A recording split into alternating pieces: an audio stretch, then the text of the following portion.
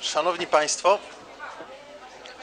jestem mile zaskoczony, ponieważ wchodząc do budynku Uniwersytetu dowiedziałem się, że równolegle do naszego spotkania odbywa się dyskusja wyborcza z udziałem pana Śniadka, pana Nowaka, ale widzę, że te wybory to już chyba wygraliśmy. Dziękuję za zainteresowanie. Byliśmy niezmiernie podekscytowani, ponieważ jest to już drugi cykl wykładów gdańskich, 6. wykład i powiem szczerze, Jacek Kołtan jest z jednym właśnie z autorów tego cyklu. No, takiego zainteresowania nie było, także mam nadzieję, że dzisiejsza obecność Państwa to efekt pierwszego cyklu. Dzisiejsze otwarcie jest jednocześnie otwarciem takim bardziej intelektualnym, chłodnym, wspaniałego projektu festiwalu All About Freedom. Właściwie to są dwa otwarcia. Dzisiejszy wykład, a jutro film o 18:30 w Multikinie Chodorkowski. Ciekawy dokument, portret Chodorkowskiego, nie tylko jego losu aktualnego, także jego drogi, kontrowersyjnej drogi. Także zapraszam Państwa już teraz na to drugie otwarcie jutro naszego festiwalu All About Freedom. Proszę Państwa, ten cykl wykładów, gdańskich wykładów o Solidarności to pewien eksperyment. Naszą ambicją było zaproszenie intelektualistów, naukowców związanych z Solidarnością przez duże S, czy z etosem, ale ludzi, którzy mają nie dokonać refleksji na temat historycznych doświadczeń, ale na temat kondycji naszych dzisiejszych społeczeństw, naszej kultury demokratycznej, nie tylko w Polsce i w Europie, ale na świecie.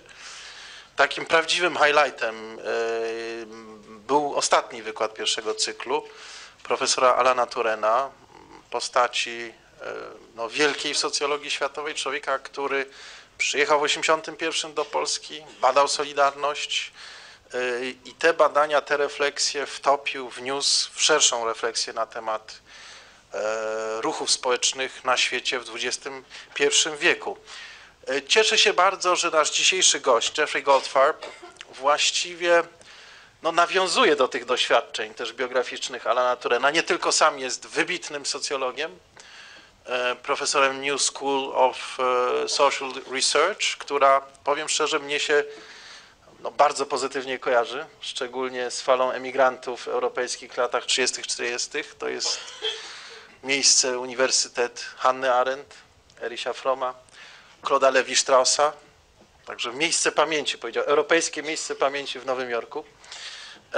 I pan Goldfarb chyba ma tą świadomość i w swojej pracy, w swoim dziele nawiązuje, szczególnie do myśli Hanny Arendt, jest właściwie kontynuatorem jej refleksji politycznej, refleksji właśnie na jaki temat? Na temat, powiedziałbym, mam wrażenie, że jego dzieło i szczególnie nowa książka, której tytuł jest tytułem dzisiejszego wykładu, właśnie, tworząc na nowo kulturę demokratyczną, jest takim głosem zaangażowanego intelektualisty w świecie dosyć cynicznym. W świecie, w którym mam wrażenie po wielkich ideałach rewolucji 1989 roku w ciągu ostatnich 10 lat mówiliśmy w kategoriach władzy, siły politycznej, przemocy, takiego cynizmu, że etyka, postawy etyczne, ideały takie jak Solidarność są piękne, ale właściwie bez znaczenia, także dla demokratycznych społeczeństw. A Jeffrey Goldfarb należy do tych ludzi, którzy jeszcze w to wierzą i starają się w swoich badaniach pokazać, że te postawy, z których się my też w Polsce, w Europie Środkowej dzisiaj mam wrażenie nieraz cynicznie wypowiadamy, na których temat się wypowiadamy, mają w sobie niesamowitą moc, siłę polityczną. I to pokazuje w swojej książce, którą wydamy w przyszłym roku jako ECS w języku polskim, która nie tylko jest analizą dzisiejszych ruchów tektonicznych na świecie, na przykład zmiany kultury politycznej w Stanach Zjednoczonych, ale też nawiązuje do naszego doświadczenia solidarnościowego. I to nie przypadek, ponieważ pan Goldfarb już na początku lat 70. odwiedził Polskę i to jako socjolog kultury, zainteresowany niezależnym teatrem w Stanach Zjednoczonych i w Polsce. I przez to stał się świadkiem narodzin szerokiego ruchu antydemokratycznego w 76. i potem Solidarności. Także znów po Po Turenie mamy wielkiego socjologa, świadka, badacza starych i nowych ruchów społecznych, kultury demokratycznej, mogę powiedzieć ucznia Hannah Arendt w symbolicznym znaczeniu. Jestem wyjątkowo dumny, iż otwiera Pan i nasz festiwal, i drugi cykl wykładów. Dziękuję bardzo.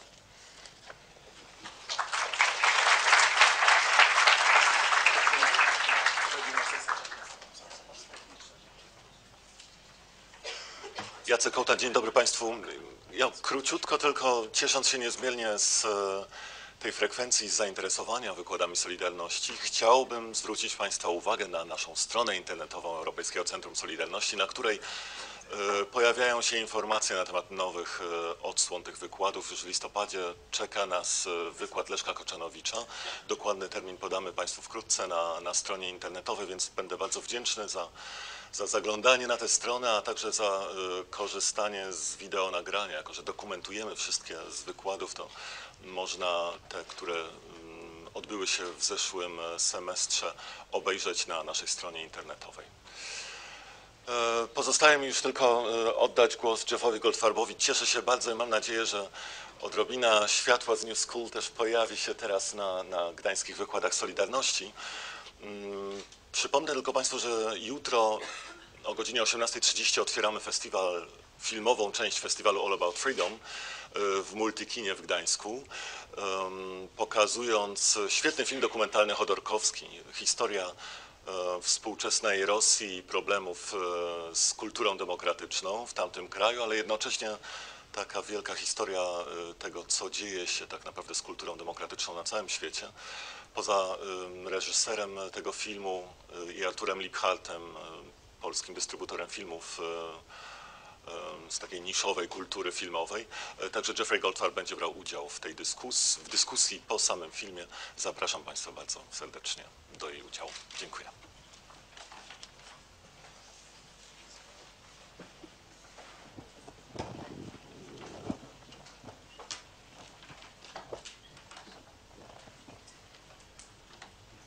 Okay.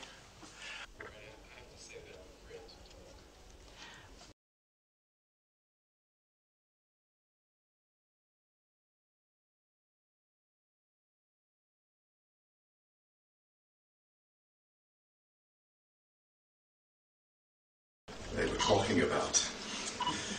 But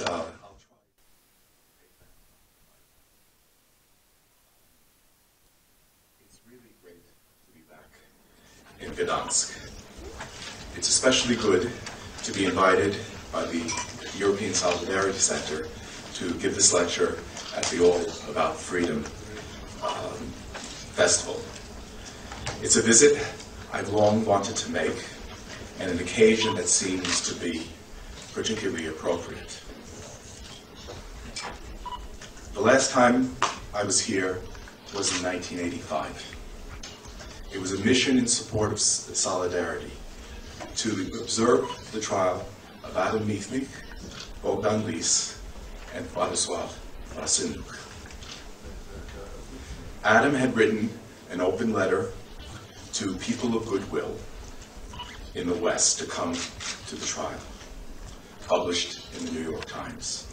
He also earlier, through a mutual friend, the New York Times correspondent, the late New York correspondent, Michael Kaufman, asked me to come personally. It was a request I couldn't refuse. When I arrived, I was under constant surveillance. I was denounced by Tribuna Ludu for not understanding the nature of socialist justice when I tried but was refused entry into the courtroom. It wasn't a leisurely visit. I communicated with Adam through his lawyers. We planned together a strategy to keep going an international seminar on democracy we had been working on before his arrest. He asked for books. I did not have the occasion to go sightseeing, except for one marvelous afternoon with Pasha Światowska in Sopot, who was here. Now I have to find my place.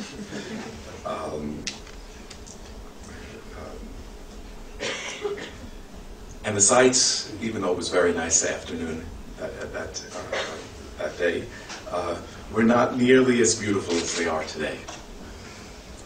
That was one of the most dramatic times of my life. Not frightening for me personally. I knew that the worst that would happen to me was that I would be expelled from the country. But very frightening for those on trial, and for the mostly unrecognized heroes of the Solidarity movement.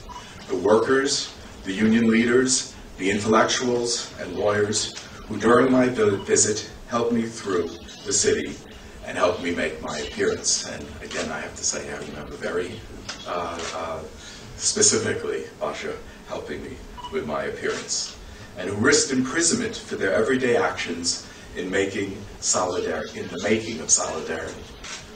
While I then met Lech Wałęsa, as well as Father Jankowski, I was most impressed by those who acted off the center stage.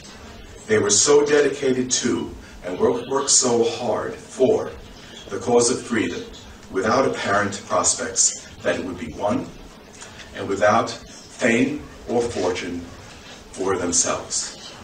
It was clear to me that they created their freedom in their persistent actions. This is key to my talk today. What I saw then, and what I observed and studied in my research and political activities in the 1970s and 80s throughout Poland, and also among its neighbors, has shaped my entire intellectual life. It's the touchstone of my work as a social theorist and a researcher. I could explain in a 4-hour lecture how just about everything I've written about my own country, about this part of the world, about the Middle East, is informed by what I observed here.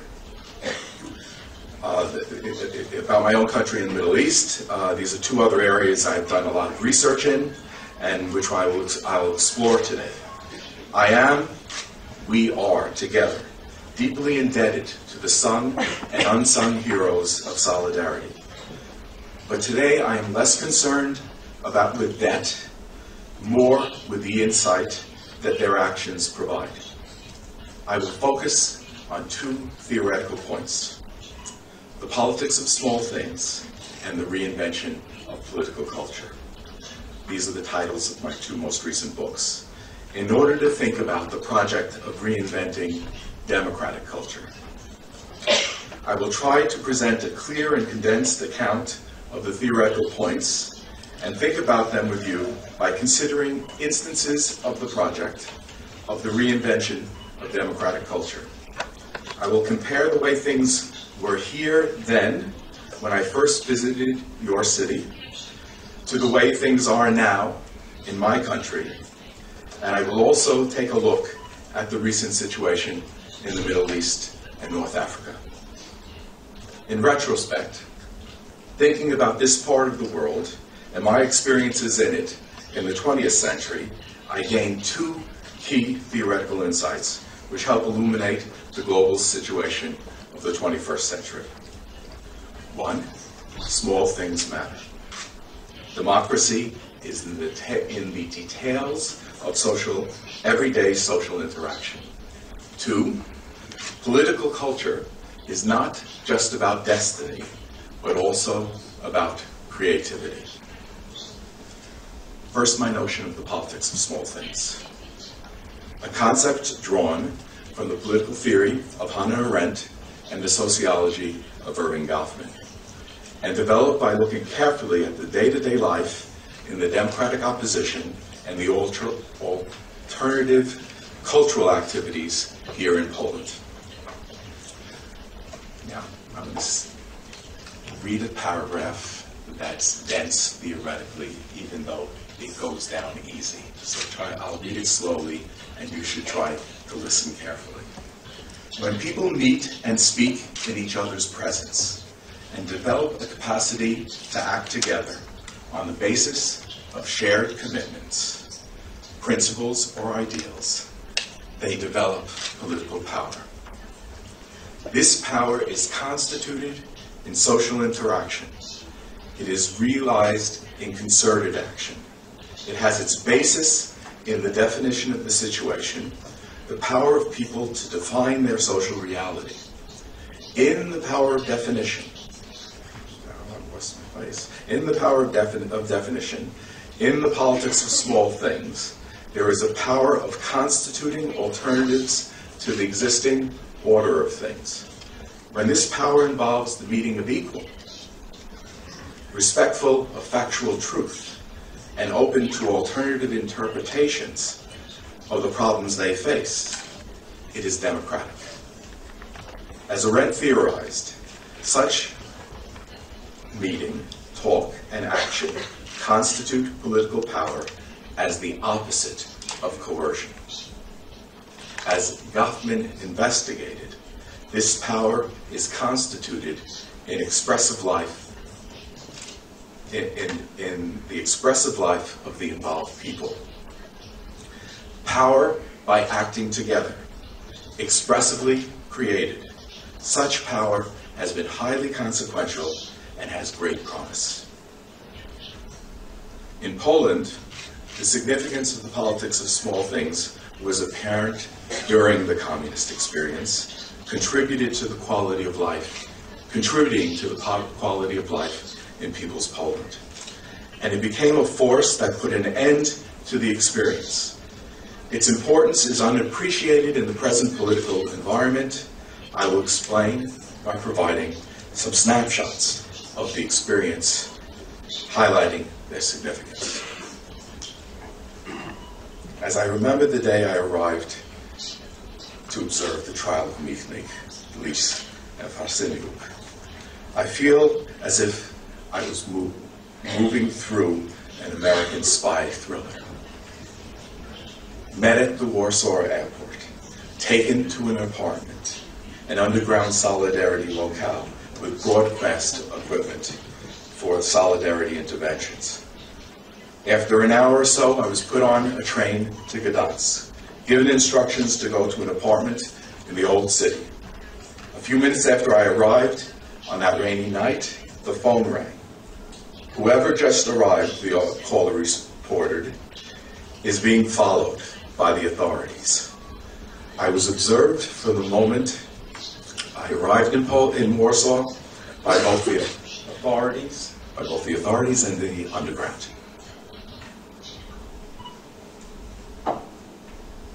Later, with Basha's assistance, I tried to enter the courtroom. I walked in a cloud of solidarity supporters and activists.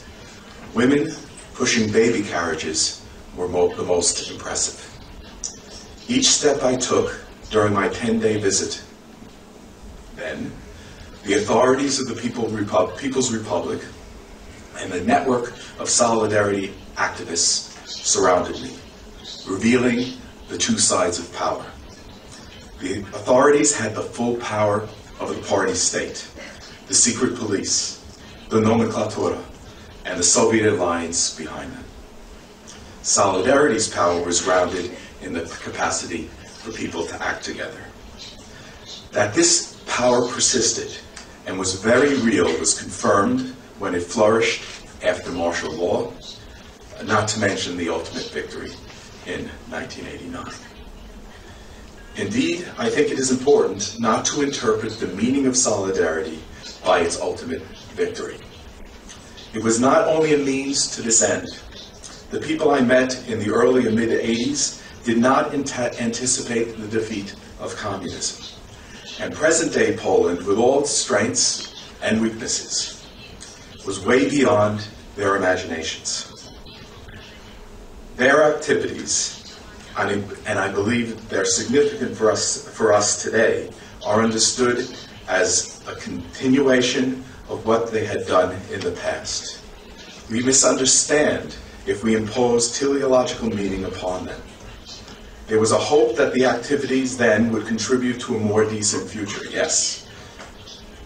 But there was mostly an appreciation that it contributed to a then more decent present. A world where an unjust political trial was met with fear, resignation, and silence was not acceptable. Even if the fall of the regime was unimaginable. Acting together immediately changed the situation for the better. Meathmeek himself explained this logic of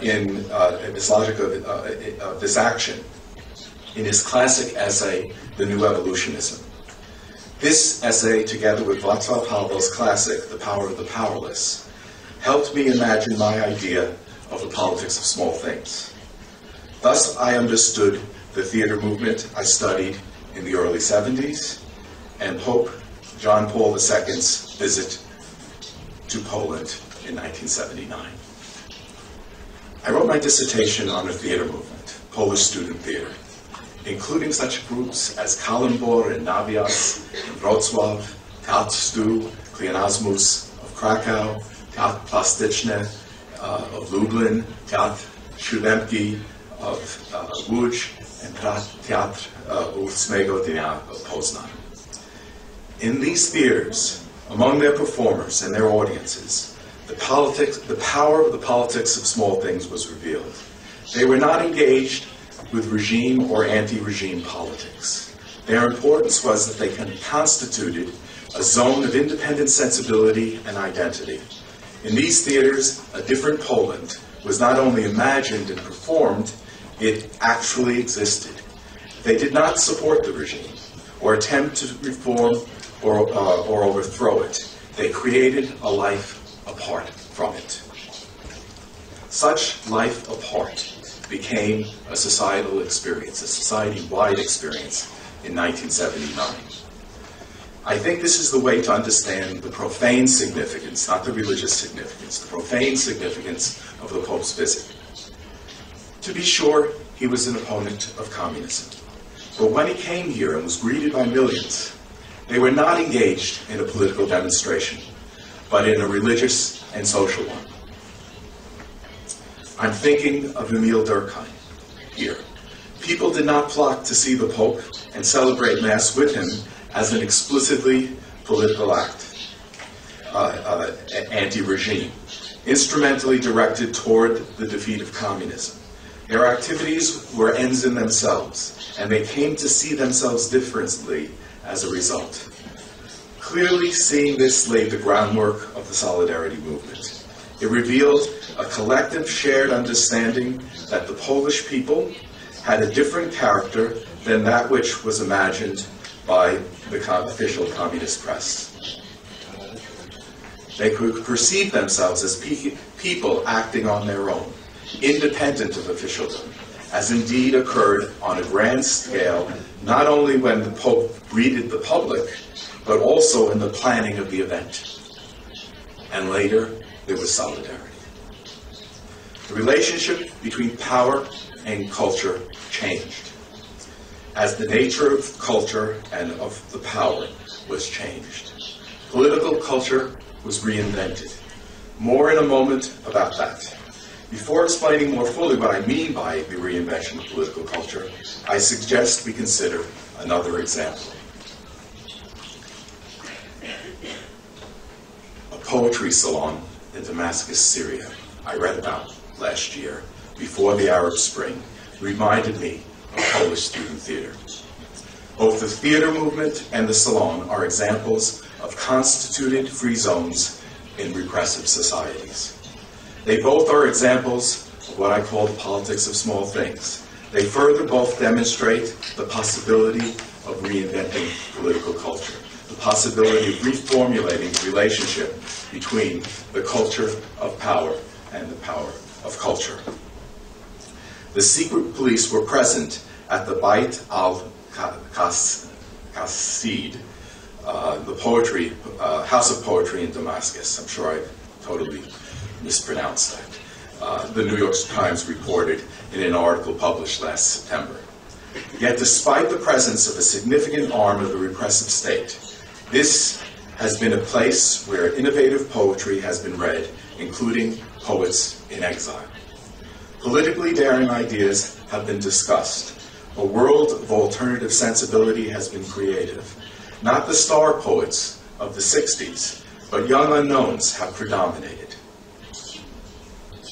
At this house of poetry, the point has not been political agitation, nor to showcase celebrity. Rather, it is a special place for reading, performance, and discussion of the new and the challenging. The Times article quotes a person about a recent reading. Quote, "In a culture that loathes dialogue, the evening represented something different," said Mr. Sawab, the editor of a poetry website. "What is tackled here," he said, "would never be approached elsewhere." In this poetry salon, in Polish theater, people interacted with each other on the basis of common interests in the arts. On a regular basis, they presented themselves to each other, developed a shared definition of the situation, and through expressive gestures, developed a setting of trust, understanding, and experimentation. Through gestures and definition, an alternative common world was created. Art, not politics, prevailed. Cynics would say that the Polish theater and the Syrian salon are safety valve mechanisms through which the young and the marginal can let off steam as a repressive political culture prevails.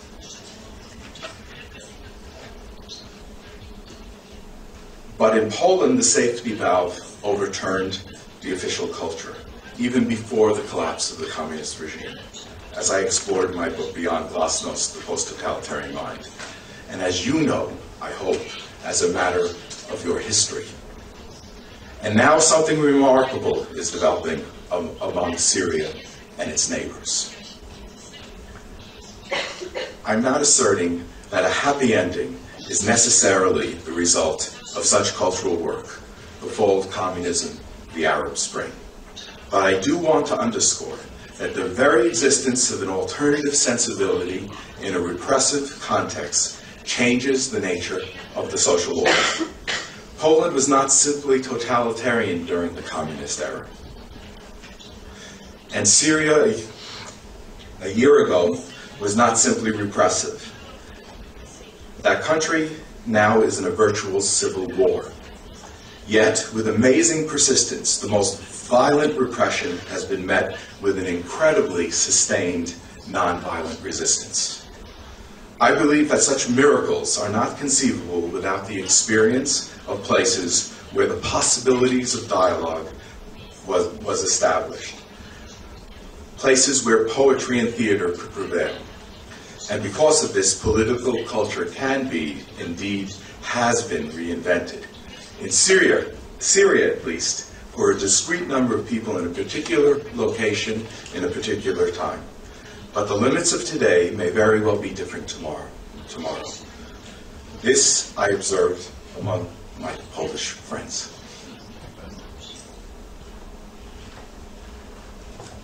To clarify what I mean by the reinvention of political culture, I need to specify what political culture is. This is a term with many problems, but somehow we can't do without it. Political culture. Can't live with it, can't live without it. This is my general appraisal of the concept. As the concept was developed in the post-World War II social science, it was tied to the theory of modernization and to the politics of the Cold War. As it is used in everyday life, the Russians are cynical authoritarians, the Americans are naive Democrats, the Poles hopeless romantics, the Czechs accommodating realists. The concept is often little more than polite conceptualization of stereotypes. Yet the concept's central focus, that there is a crucial cultural dimension to politics, as was revealed in Tocqueville's work on the Americans, is nonetheless compelling, explaining why the notion persists. The central point. In order to understand the political world, we must understand how culture facilitates and undermines politics, and how politics shapes culture. My key theoretical proposition In order to do this successfully, we must understand more precisely what the culture and the political in political culture are. Here, I can only outline my position. We proceed with an understanding of the political culture is based on different dimensions of power. The power of coercion and its legitimation, Max Weber. The power of concerted action, Hannah Arendt, as we've already observed in my account of the politics of small things. And the power of the truth regime, Michel Foucault. We also must understand that culture is not only a matter of destiny. Culture is about meaning and ways of understanding. But it's not only about destiny. It's also about creativity.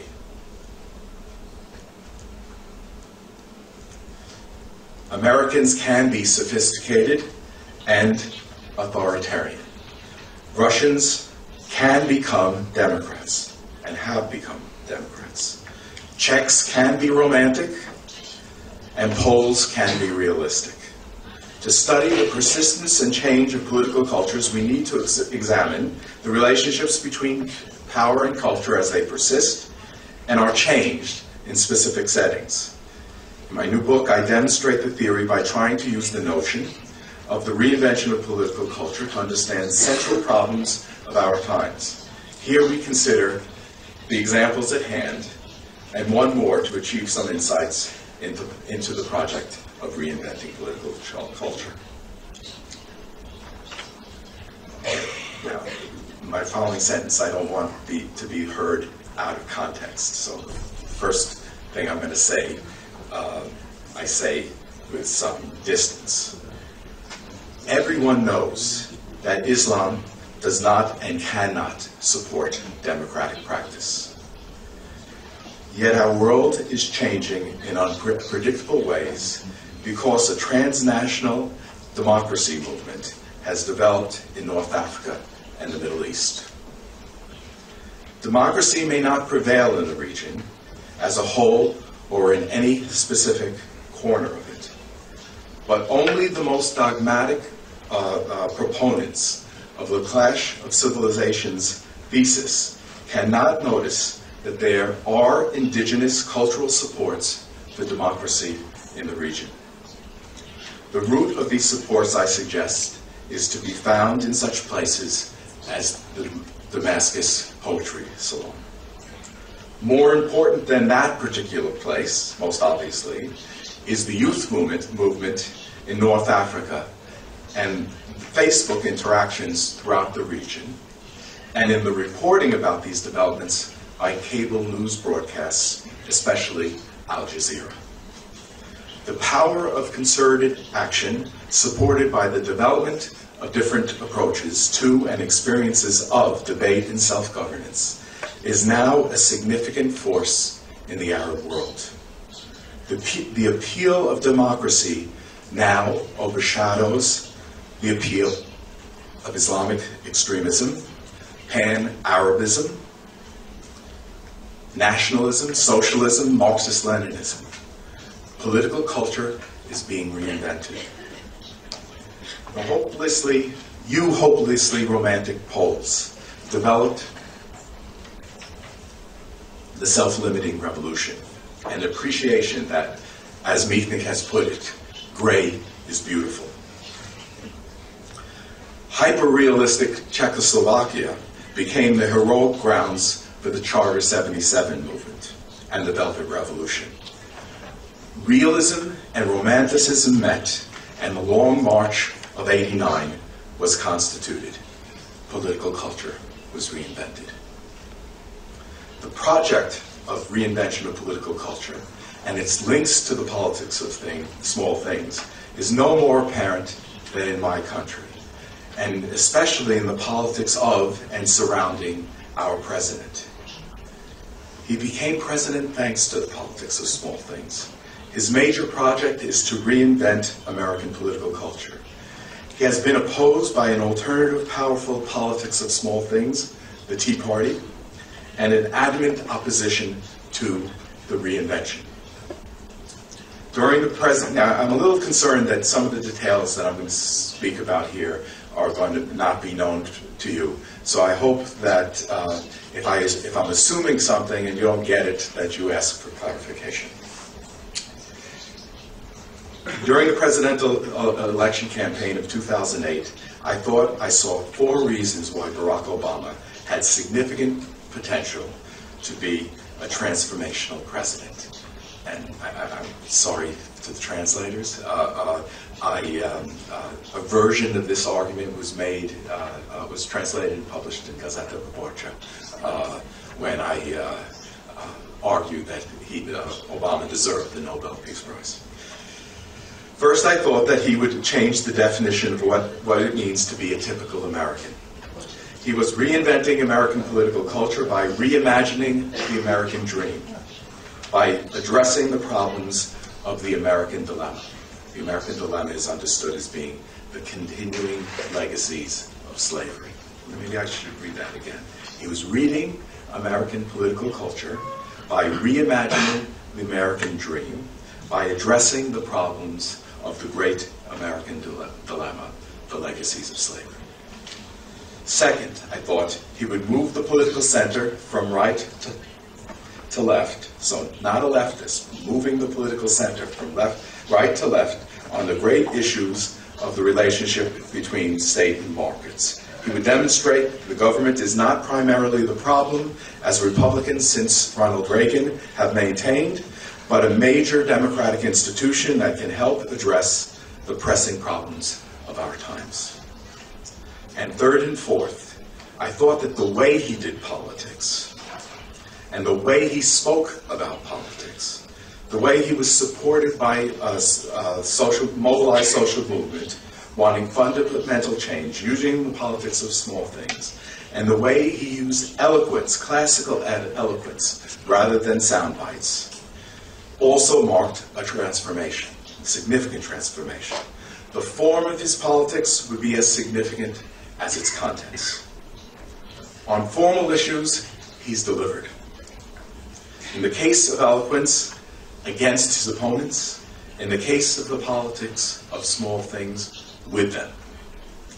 The Tea Party and the Obama campaign are opposed in many ways, but they have in common that their power has been generated by ordinary people meeting, speaking to each other, and developing a capacity to act in concert, i.e., they generate power in the sense of Hannah Arendt. I support the ends of one of these movements and oppose the other, but a new democratic form is with us. When his opponents attacked him with sound bites, from the denunciations of Obamacare to the birthers movement and the like. So the birthers movement is the movement that denies that Obama was born in the United States and therefore denies his legitimacy as president. Obama reacted in reasonable ways, and his response seemed to be at least as powerful as the sound bites. At a minimum, he shows that traditional eloquence has a fighting chance against media manipulations and the slogans and denunciations of irrational opponents. There are those who want him to go on the ideological warpath, to think of him as being too soft, but his rhetorical toughness should be noted, though it is often overlooked. And for example, in two recent speeches he gave, one on the deficit and one on jobs in recent months. It's not only a matter of what he says, it's also important how he says it. Just as it was not only important what the end of the demonstrators outside the trial in Gdańsk did, it also mattered how they did it and how they treated each other.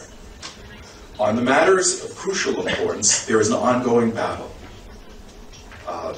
With unpleasant victory on the one hand, redefining American identity, and on the other hand, a real open struggle redefining the American center.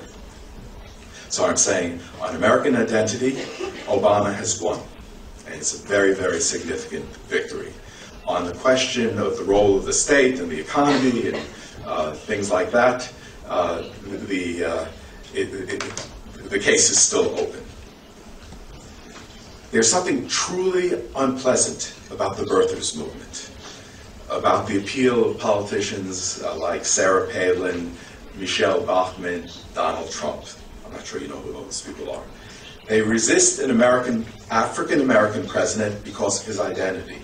They want to, in quotes, take our country back. So the question, that phrase, which is repeated in the Tea Party, take our country back, who are the our, who's included in the our, and who are we taking it back from, as if it was somehow taken away from real Americans.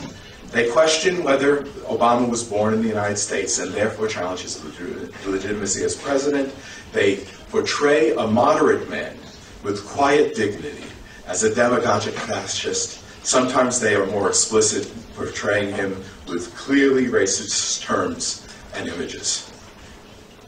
Yet they are pretty obviously fighting a losing battle, appearing more as clowns than as political monsters that they would be if they had any chance of success.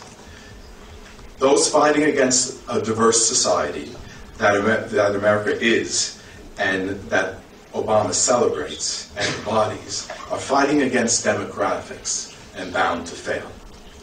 His eloquence has been decisive here, presented in many great speeches. The idea that the American identity is defined by its diversity, embodied by an African-American president, is a great accomplishment.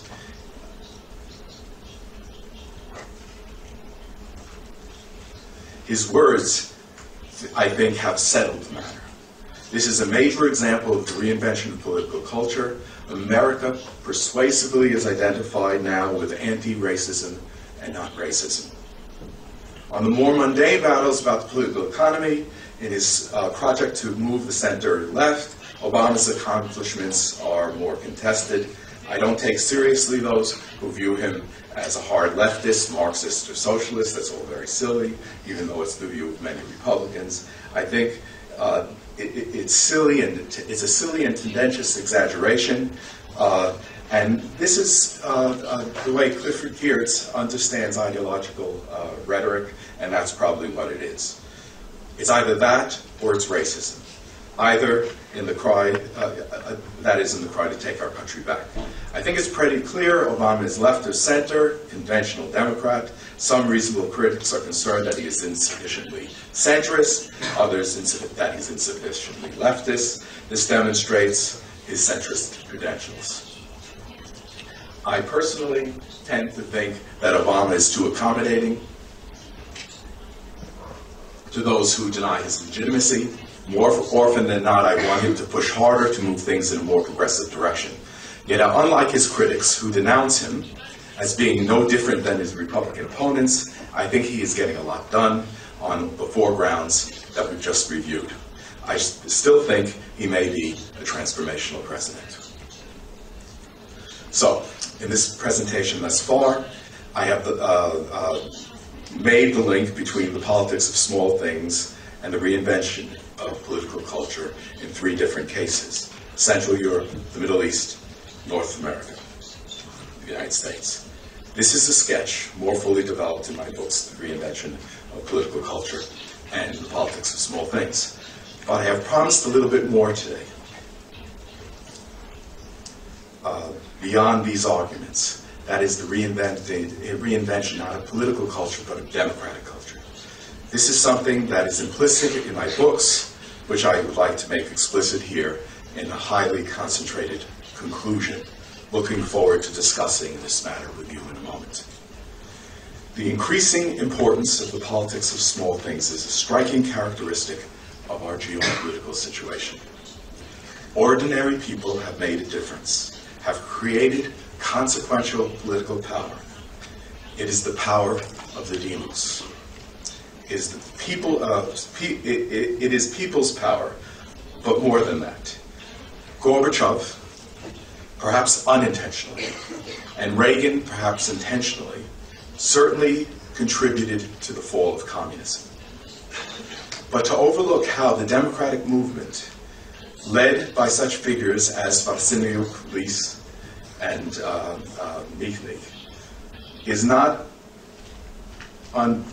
to overlook them is not to understand not only why the collapse happened, but also why the collapse was followed by democratic capacity. So I'm not saying followed by a full and lovely democracy, but by democratic capacity. And as my days as a guest of the Solidarity Underground revealed to me, there was a real social basis, a significant social support for the leaders. Crucially, even though their actions were clandestine, Solidarity activists treated each other as equals in their differences. I mean, they didn't always agree with each other. They spoke to each other as such, even in disagreement, constituting democratic norms that are very different than the norms, and this is crucial, of a vanguard resistance. That it wasn't a vanguard opposition dedicated to democratic centralism. In politics, the means are the ends, according to Hannah Arendt. Meeting with mutual respect as equals is a key to sustaining or reinventing democratic culture. So, the other side of reinventing the democratic political culture is the struggle to sustain democratic political culture, because it can change. I saw such mutual respect here long ago. I observed it as well as a loyal and early supporter of the Obama campaign and presidency. And I see it from a distance as I read about the Arab Spring. To use Goffman, the interaction rituals of everyday life is an important part of the reinvention of democratic political culture and its subversion. Who is involved suggests democracy, but crucially, how they are involved is just as important. So, I think I've run out of time. Let me tell you what else I would like to discuss to have this talk relevant to the present challenges today, here, and elsewhere. I would have discussed the challenges of gender and sexual justice, perhaps by highlighting the great achievement in my home state, New York, of the law enforcing marriage equality of homosexuals along with heterosexuals. I would have considered how I think the work of feminists and gay activists and artists in Poland are continuing the sort of work I saw in the Polish student theater. I also would have liked to have analyzed the importance of Borderlands Foundation in Sejny, including its publication of Jan Gross's book, Neighbors. I'm not up to date in contemporary Polish affairs. I am an expert in the opposition to a system that no longer exists. Not a Polandist. That was a joke, by the way. Yet, from afar, I deeply admire these developments as they work to strengthen the democratic culture of Poland. I also would like to talk to you about my attempts to develop a politics of small things in Israel and Palestine, as the people in their everyday lives constitute the settlement of the conflict that has eluded the politicians. And I would like to talk to you more about the transformations in my country, the great political cultural battles for the American soul, now being fought in downtown New York in the Occupy Wall Street movement, where I was the day before yesterday. I would be happy to talk to you about these issues now in our question and answer period, or later during the All About Freedom Festival. Thank you.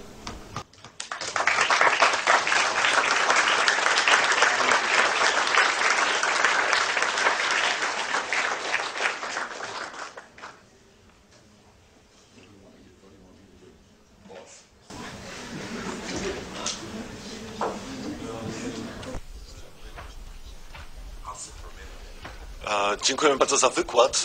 Mamy teraz czas na dyskusję, więc zapraszam Państwa do zgłaszania się z pytaniami. Za chwilkę podejdą mikrofony. Dziękuję.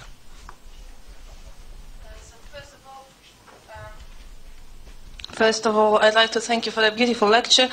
I'd like to focus on one thing you've considered here. It's a culture. So while talking about the culture, you've listed two factors mostly, which probably are crucial for you. It's creativity and destiny. First of all, I'd like you to more explicit tell me what do you mean by destiny. It was somehow connected with stereotypes, but I didn't get the meaning. But what is most important for me is the correlation between creativity and destiny. I mean, what do you mean by because it is somehow probably correlated according to your lecture. I mean, does creativity shape destiny, or is it destiny that shapes creativity, or I mean, could you just focus a bit more on that? That was very condensed, and no, not your question, my presentation,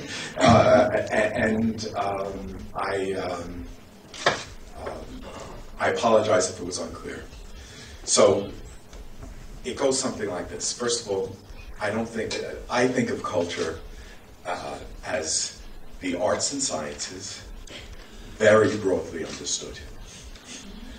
So our capacity to express ourselves, to connect with each other, to provide meaning, and our capacity to actually understand and develop meaning.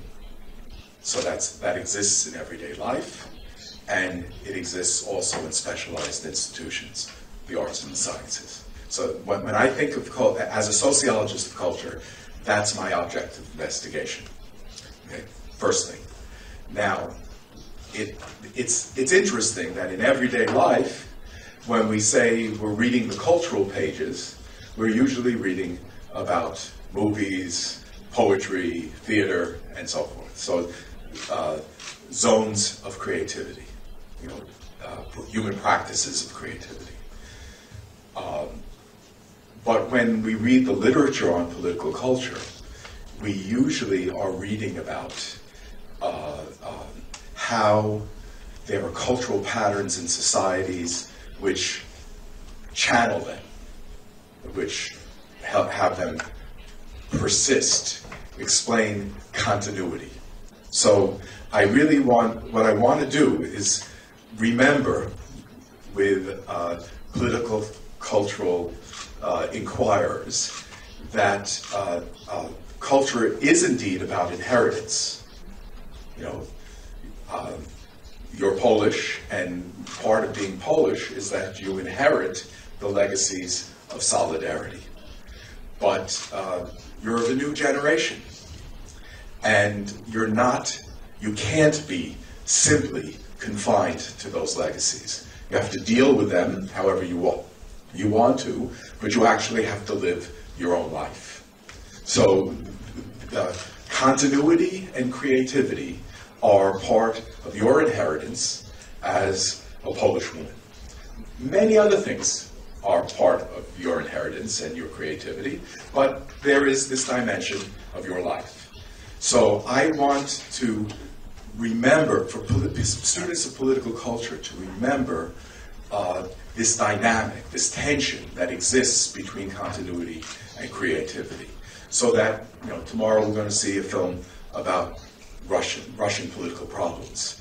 And it's tempting to say, those Russians, they don't know how to be democratic. They don't know how to be open. They don't know how to be tolerant. But actually, if you pay close attention, you look at the details of Russian political cultural life, there are democratic currents and there are anti-democratic currents. And we as students of political culture for the moment, or we as people who are trying to make sense of this idea of the reinvention of political culture, need to pay attention to that dynamic and then see the cultural sphere as actually a sphere that provides opportunity for change and not only for continuity. Okay. Clear? Yeah. Jeśli można, prosiłbym o zaopatrzenie się.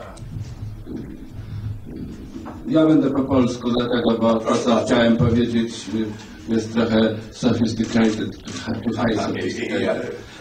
Ja spróbuję rozumieć Okay. i wtedy ja mówię po angielsku. Okej. Ja po polsku, a ja rozumiem, jak pan mówi po angielsku. Bardzo dziękuję za ten wykład, który dotyczy tego, co mamy przed sobą, o tworzeniu się na nowo kultury demokratycznej. Natomiast gdy słuchałem całości, a zaczęła się od początku, od tego, jak było to wielkie wydarzenie, ten Festiwal Solidarności w Polsce, przywoływał pan tu tych naszych bohaterów tego okresu, to tak sobie myślałem, że jestem na wykładzie archeologii socjologicznej, bo to trochę z archeologią już miało wspólnego ze względu na przedział czasu, jaki nas dzieli od tego. Natomiast... It is very sophisticated. Yes. Tak, to jest bardzo skomplikowane. Hey, look at this. I słuchając... I didn't understand the last sentence. Could you have it? No. Proszę powtórzyć. Jasne. Gdy te rzeczy przywoływał pan, to było, no tak jak już powiedziałem, trochę archeologicznie, mimo że nadal socjologicznie. Natomiast moje pytanie byłoby związane z akcentem końcowym, w tym, co pan na samym końcu powiedział, mówiąc o tym evencie, z jakim mamy do czynienia w tej chwili, który dzieje się w Nowym Jorku. Przywoływał pan i Michnika, i Lisa, i Frasyniuka jako bohaterów naszego Festiwalu Solidarności. To, co zaczęło się i trwa w Nowym Jorku, jak na razie nie ma żadnych bohaterów, przynajmniej nieznani są z nazwiska żadni tacy ludzie, bo to jest nowa formuła na sytuację tego zgromadzenia, które jest dla mnie czymś bardzo znaczącym, bo jeśli mówił pan o Festiwalu Północnej Afryki, no dobrze, gdzie Północna Afryka, gdzie Północna Ameryka? Moje pytanie jest takie, to się zaczęło. Byłbym bardzo wdzięczny, gdyby pan powiedział, a czym się skończy?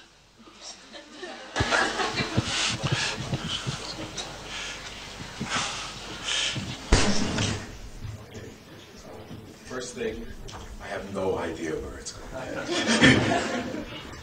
I have hopes. I think that it's my responsibility to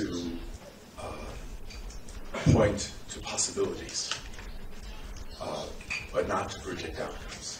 So I want to say, I want us to remember in relatively pessimistic times, relatively dark times that we're in now, that there are positive prospects.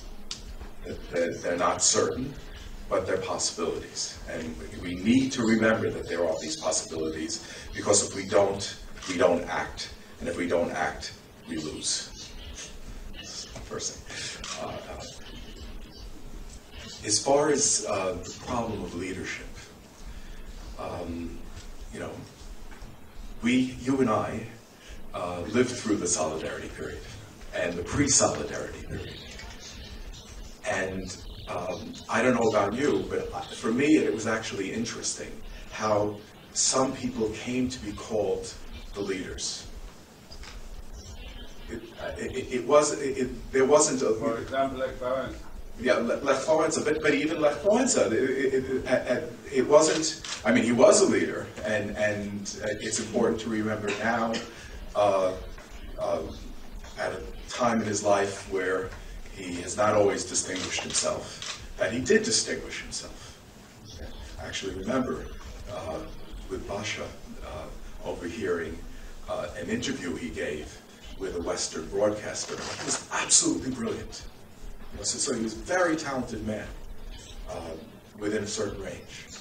And I mean, he has a, from today's point of view, there's a tragedy there, but still, he was truly a hero.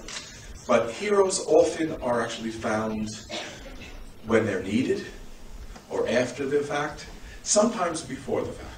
So the idea that what's going on, in Wall Street, in the Arab Spring. I have a lot of students from Iran, and it's very important to remember, even when a movement is defeated, that a very significant democratic movement exists in Iran. And they often bemoan the fact that they think that the reason why we lost is because we didn't have a leader, that there was no leadership direction. I know that that the media environment we're in, the capacity to actually speak and act in each other's presence and to act together is less,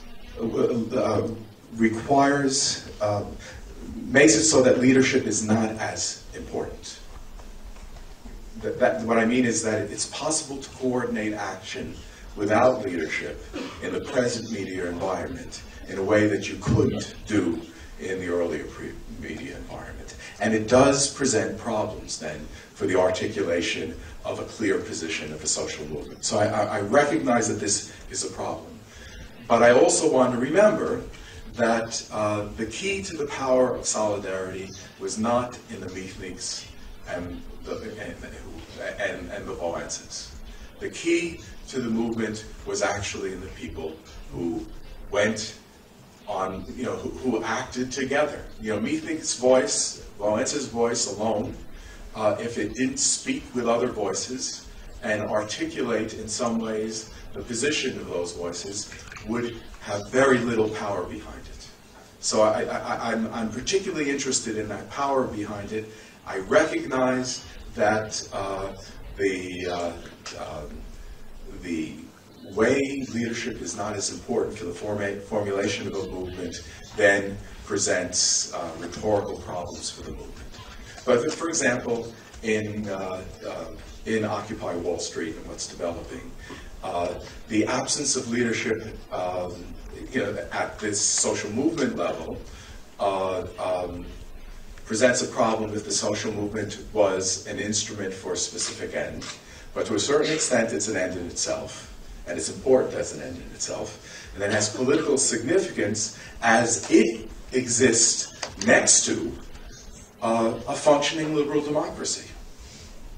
So in the United States, it has its problems. I'm a critic of the limitations of American democracy, but I remember, because of my experience here, what it means to not be in a liberal democracy.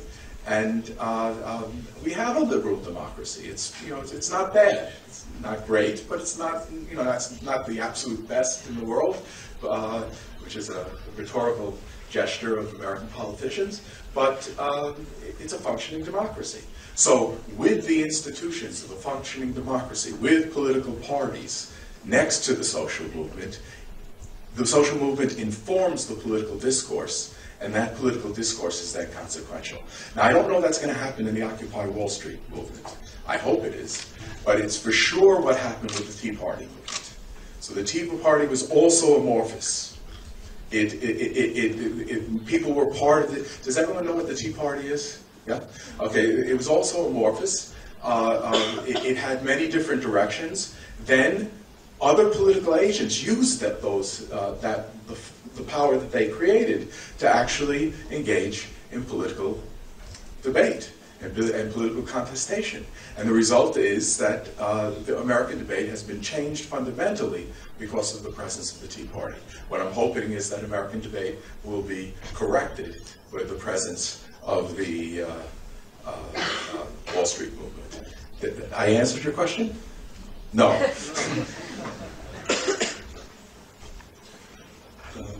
Zapraszamy do zadania. Można? Przepraszam.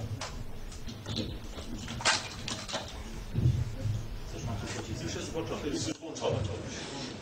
Domosławski Grzegorz.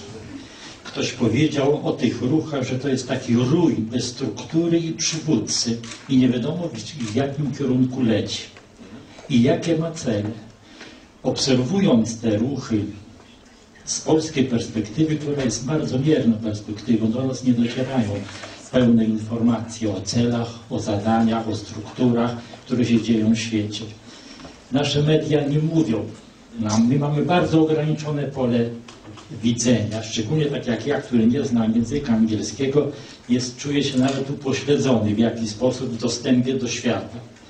Stąd przypuszczam, że Europejskie Centrum Solidarności emerytom ustroju też coś zaproponuje. Mówię do pana dyrektora Bazila Kerskiego. Natomiast pytanie do pana profesora.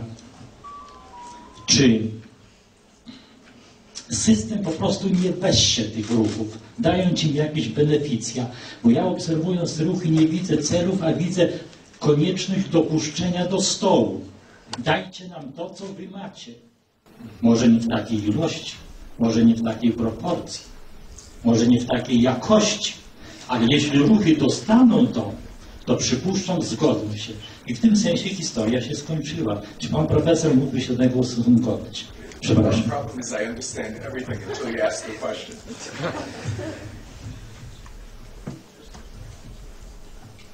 Może pan jeszcze raz powtórzyć pytanie? Dobrze. Pytanie polega na tym, czy ruch nie zostanie wessany przez system kapitalistyczny, o którym marzyliśmy w Polsce. Przepraszam. Okay.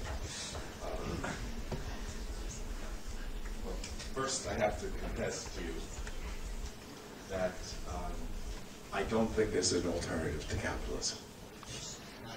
It's one of the things I learned studying here in socialist times. I think that capitalism is in the plural. So this is important because I'm a leftist. Capitalism is in the plural. And what I should say, there's no systemic alternative to capitalism. So you can't say, here's capitalism, here's socialism or whatever, and we can have this other thing that's going to be completely different and 100% better. I think the 20th century has taught us not to expect that.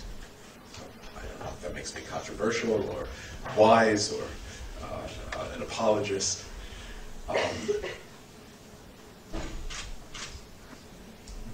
The movement exists. I really was there the day before yesterday. I wanted to kind of look around. I'm writing a little bit about it. And it is amorphous. People have many, many different ideas there. There's no clear ideology. But there's a fundamental sense that the way the economic system, the way the political systems are working are unjust. And a desire with different ideas about how it's going to be it could be realized, a desire to address social injustice. There will be political actors of various sorts who try to take advantage of that opening, take advantage of the fact that that concern is now publicly and clearly articulated. It's part of the apparent, it's part of our political reality. And these different political actors will use the force of the movement or the force of political parties to attempt to realize their interests, to achieve their goals and ideals. And they'll compete about that. That's democracy. That's what democracy is. And when I look at Poland today, I have a sense that, so I see absolutely nothing wrong with that. I celebrate it.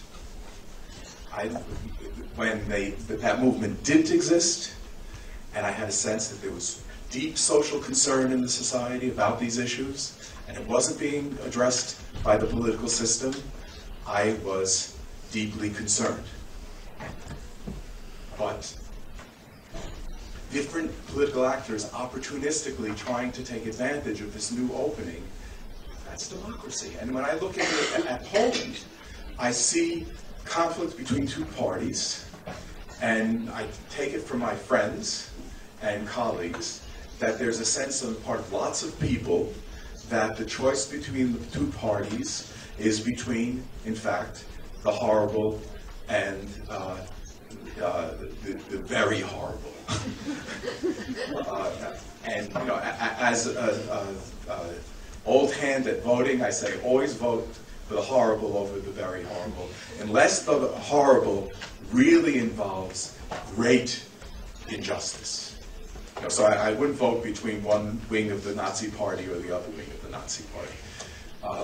But short of that, that's politics. And then the way to make political agents, the consequential political parties, more responsible is actually in social movements that are not always clear politically.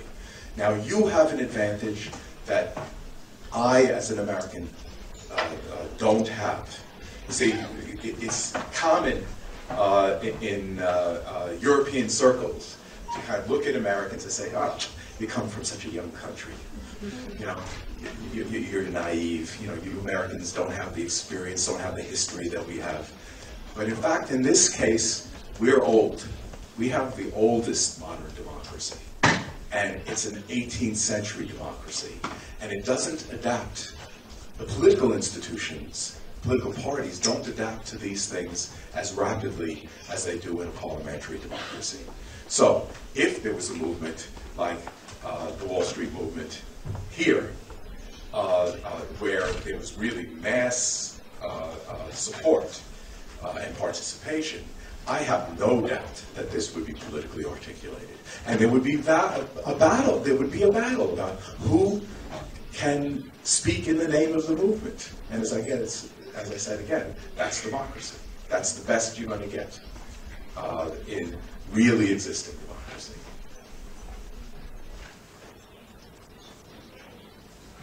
Zapraszamy do zadawania. It can't only be the old people.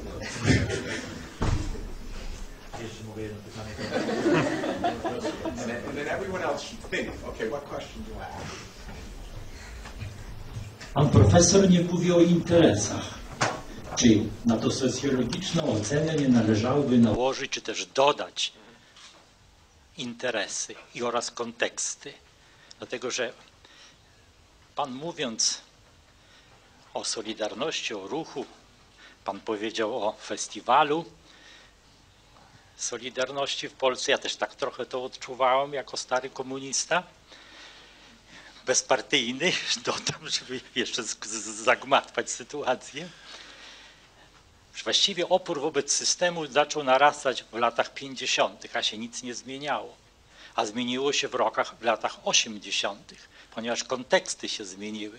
W związku z tym pytanie do pana profesora, czy konteksty w ocenie socjologicznej są ważne, konteksty polityczne i konteksty interesów? Dziękuję.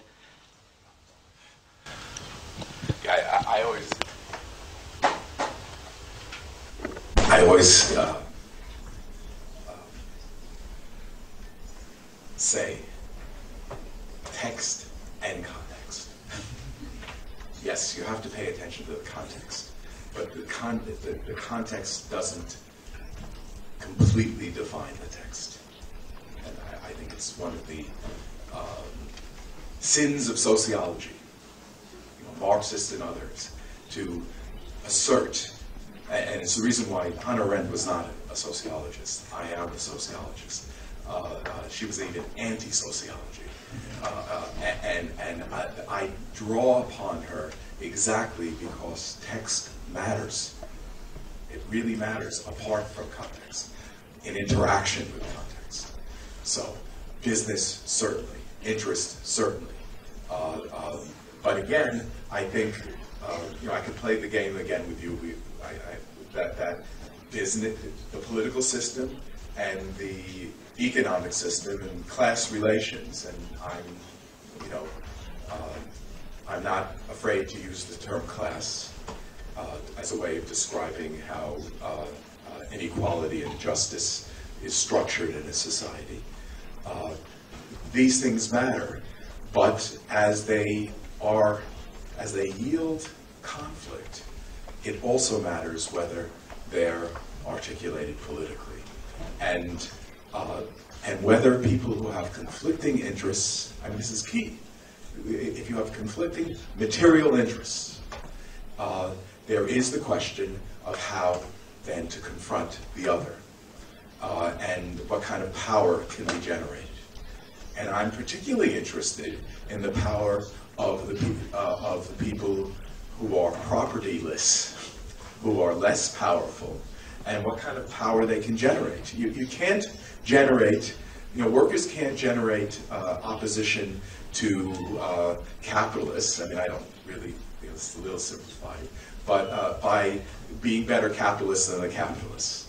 That doesn't work. They have to actually develop power that's based on solidarity and concerted action.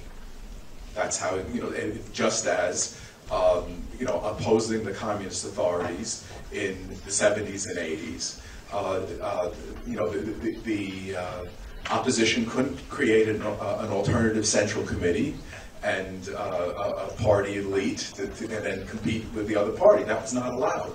But what could be done is that people could, based on, interact with each other, grounded in their solidarity, their sense of common concern and interest and ideals. They could develop a capacity to act together.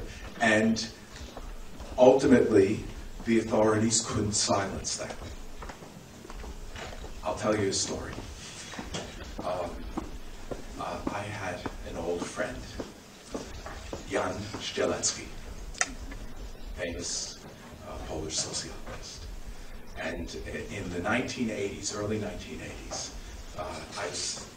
spent a day, and he was murdered during the Solidarity period. I think we didn't know if it was actually political, but I think now, still don't know. Okay. But obviously I was speaking to him before he was murdered. And I said to him, it was already, it was martial law, or soon after martial law was ended. I said, Jan, I don't understand. I said, the present situation can't possibly continue. And it's become clear with underground solidarity that the authorities don't have the repressive capacity to silence solidarity. And solidarity doesn't have the political power, in a sense, my sense, to actually overthrow the communist system. So it means the continuation of communism, the overthrow of communism. I said none of these seem possible. So it means the continuation of communism, the overthrow of communism, and the continuation of the system as it existed, all were impossible. I said, so Jan, what do you make of that? He said, Jeff, you understand the Polish situation perfectly. So the point is that the outcome was unknown, but the capacity and incapacity of the different actors could be studied, and then the contingency of politics determined the outcome. So I would say that yes, interests, but they have to be articulated politically, and I'm not trying to ignore them. I think that they're very important. Very important to what's going on in the United States now has to do with the way corporate capital works and its articulation with one party absolutely, and the other party significantly, and the need for ordinary people to actually figure out a way to oppose them. But I think if they become visible, one of the parties is actually going to try to accommodate them. So that's democracy. Zapraszam do zadawania pytań.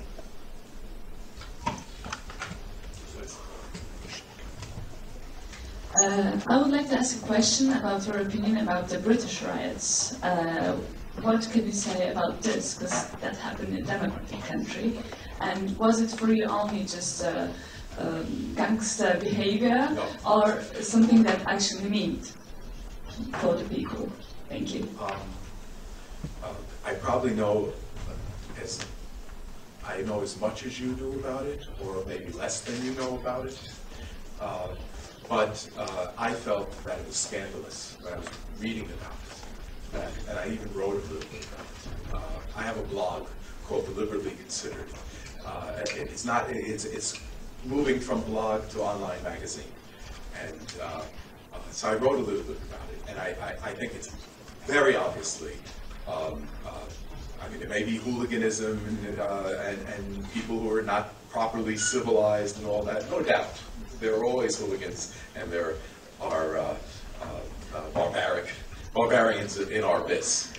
But it exists in a particular context, and there's a significant population in Britain and many other places, I'm sure here in my country, where there are people who really have no hope. You know, they can't see how to act. Now, I don't think it's whose fault is that? What? Whose fault is that? The authorities? I mean, you know, because Britain is more or less a functioning democracy, I would say it's a fault of the authorities and of the people. You know, that certain issues were not considered by the public, not just, you know, the politicians, but people were not concerned about it. And therefore this problem arises. So it has to be understood, among other things, as the communication, as acts, no matter what acts that communicate a fundamental problem in the society. So, you know, I don't know how purely, you know, it's a combination of things. So I take it, I thought that it was very, very significant and part of this, you know, there's something strange about what happened in 1968 globally. No matter where you went, there was movement going on. And we're in the midst of something similar right now. And I think it has something to do with the structure of the economy and who's included and who's not, about the way people calculate their interests and the way the society imagines its politics. And so I wouldn't only blame the authorities. It's not just about evil authorities, it's about the public that didn't pay attention. It's about the professors who didn't teach an understanding of how the society works that would make the invisible visible. Visibility is very, very important. It's another reason why this thing that I'm calling the politics of small things, I think, is crucial, because it's a way that people become visible. And if you're invisible, you don't exist politically. So, you know, I've been waiting in the United States because something like that would, you know, I'm a professor, and I teach mostly graduate students, but I love teaching undergraduates. I'm a very, very strong advocate of liberal arts education, and I'm in pain with my students who are graduating now, because what they face is really, really difficult, and that has to be addressed. And of course, they're a privileged group of people. Eventually, you know, it'll take a little time, and things will work out for them.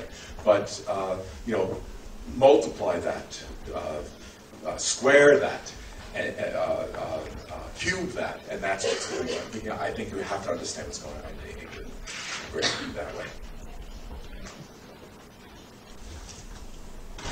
Zapraszam do zapytań. Ja chętnie też... Okej, proszę. Ja proszę pozwolić całego to może i potem następne pytanie będzie, dobrze? Dzień dobry, Karolina Ojer. Chciałabym zapytać o taką sprawę,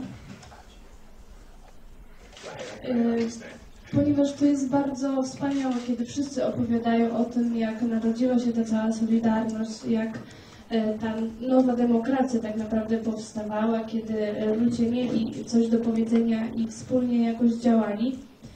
Ale chciałabym zapytać z kontekstu młodej osoby, która niedługo pójdzie na wybory i tak naprawdę, jak Pan powiedział, to jest walka pomiędzy złym a gorszym. Więc jak mamy się do tego ustosunkować? Jak nasz głos będzie wtedy, co będzie znaczył i jaką postawę tak naprawdę młodzi ludzie przybierają wobec tych wyborów, bo no, nie oszukujmy się, 90% nawet nie zna planów wyborczych, tego jak mają tak naprawdę na imię ludzie, którzy z danego okręgu próbują się dostać do władzy, że tak powiem. Więc tak naprawdę te nasze głosy, mimo że pójdziemy do tej urny, są tak naprawdę nieważne. No bo sami nie wiemy, na kogo głosujemy, za czym stajemy twardo murem, setkami, tysiącami. I no nie wiem, w porównaniu do tej solidarności, do tego działania, to tak naprawdę jest niczym.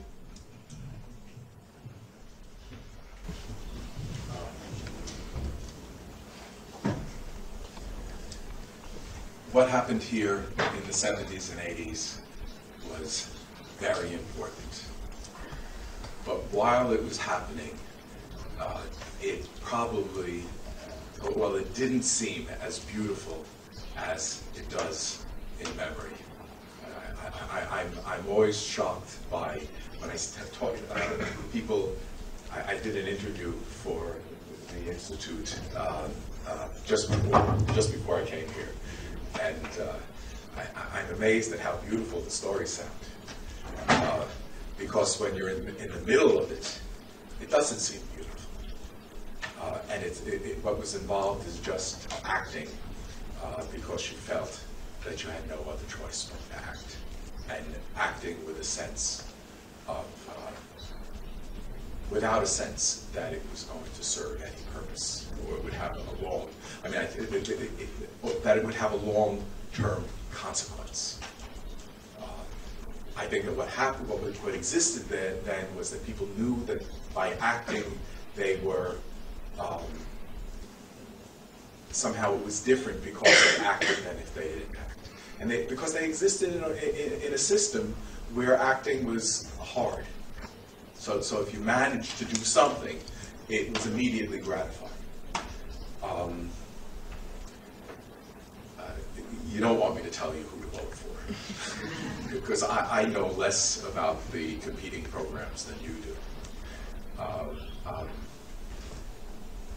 But you know, I do have a sense that under most circumstances I would, I'm not saying you should, but I would choose between the bad and the worst.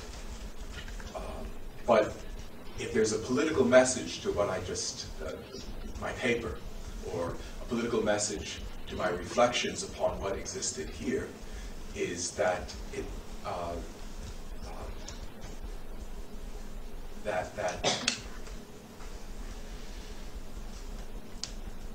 knowing about what your world is about is an option. You know, especially for university students, ignorance is no excuse. You know, that's something you can do. First of all, because it's not enough, because still it's only an elite that then is informed. But becoming knowledgeable about the world is really important. Therefore, I don't think I've wasted my life. And then acting, doing something.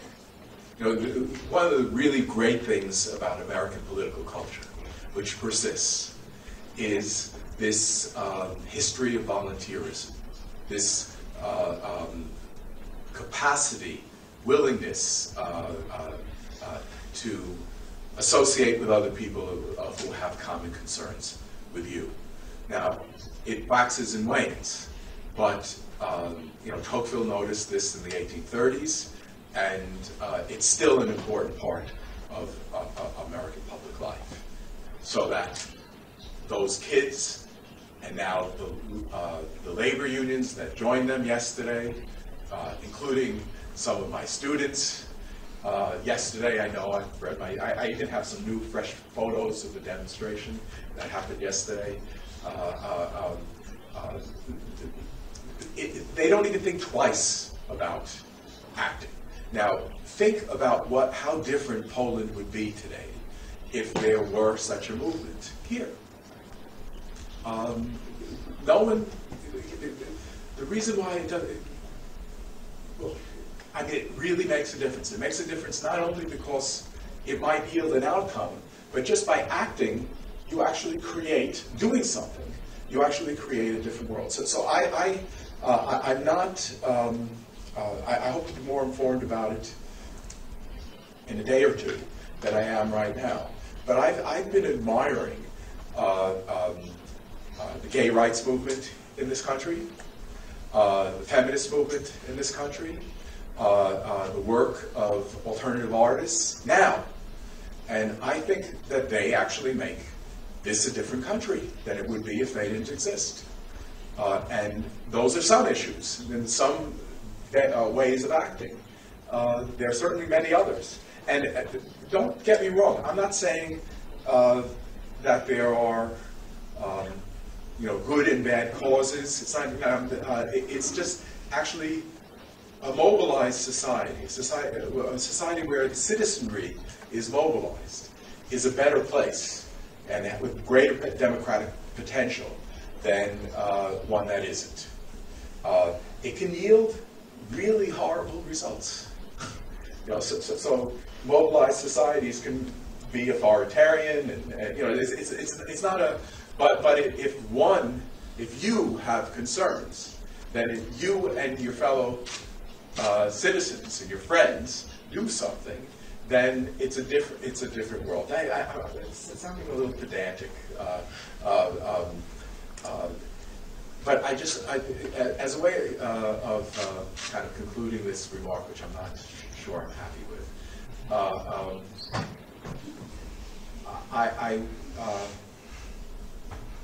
okay, jet lag has just descended upon me.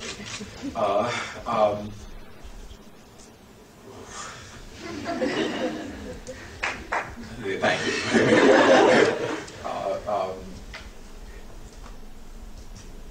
Well, I don't know what I was going to say. I'll probably remember with the next question, or if you want to follow it. Yeah.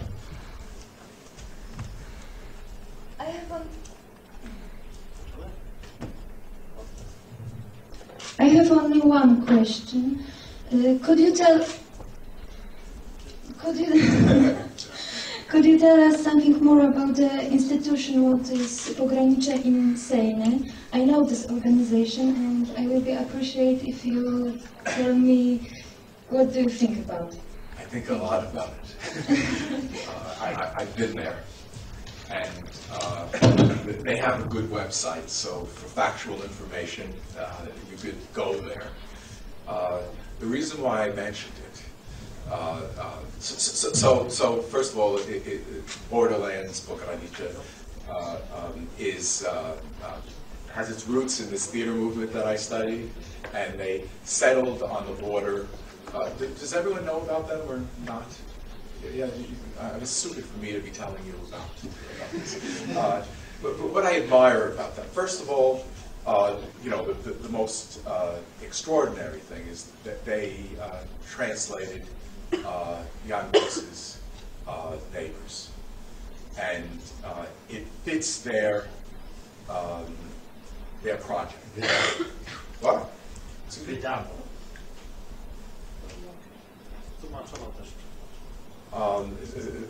That it facing difficult problems about difference in this society and turning difference into something that is to be explored as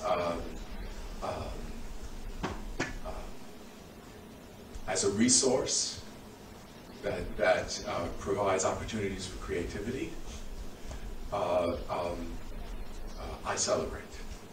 And what I know about Polish history, this is actually an important part of Polish history. It's really Polish. And they're doing that work to show that this is really Polish, just as well as xenophobes claim Poland to be really Polish, is something that I deeply admire.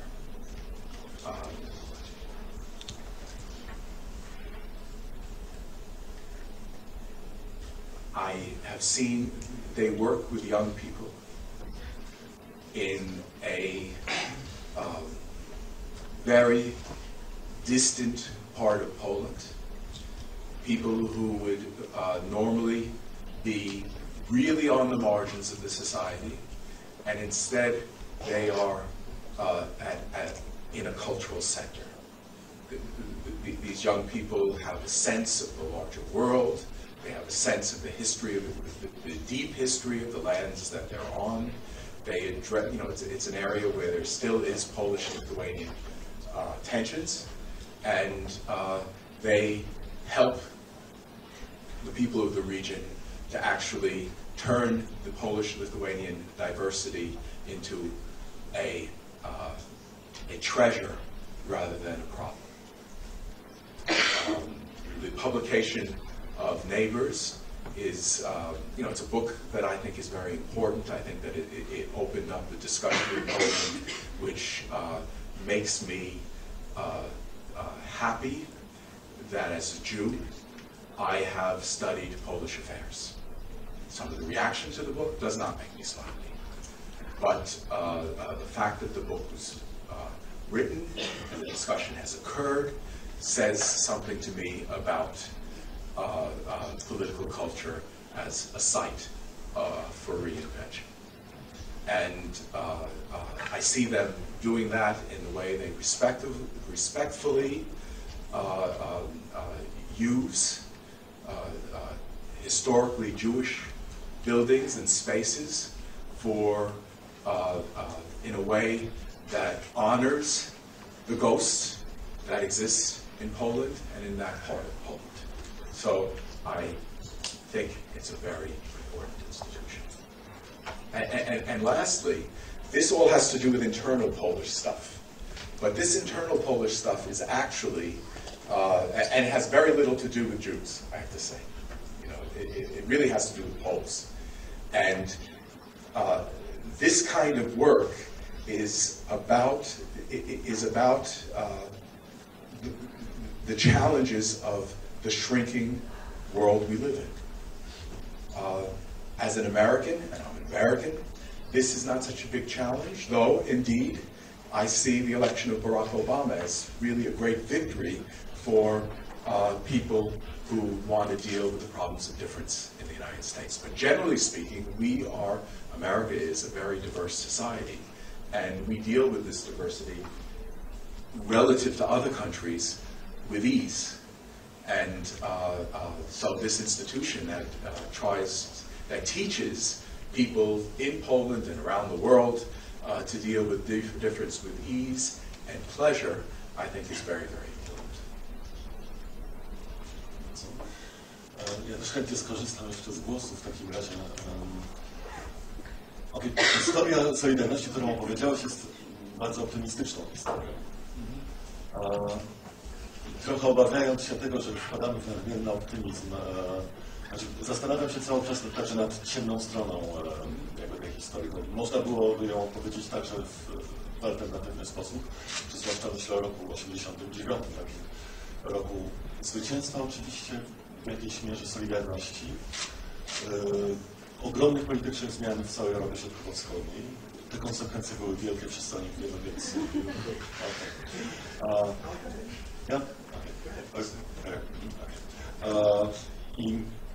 Ale jednocześnie zastanawiam się cały czas, czy bliska mi jest idea polityki dorobnych spraw, którą przedstawiłeś w swojej przedostatniej książce.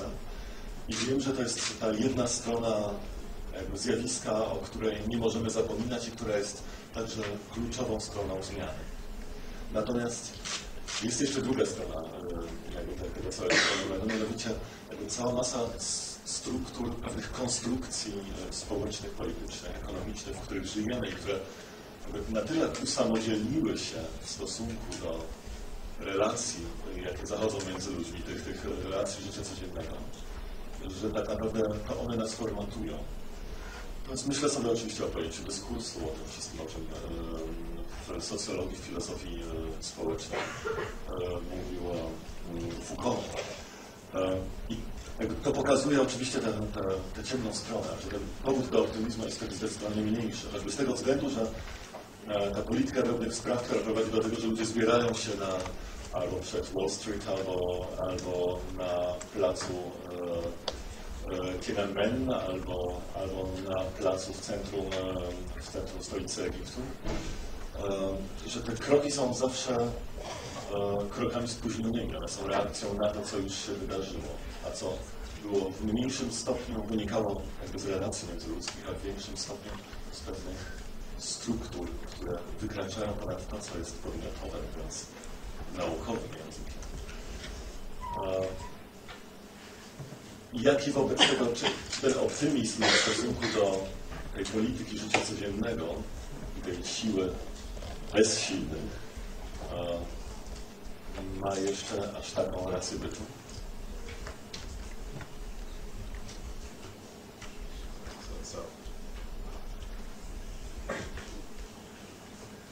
So Jacek is calling me a naive American optimist.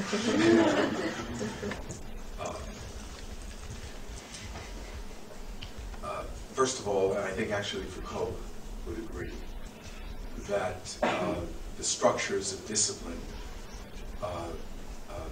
don't exist apart from everyday life, they exist in everyday life.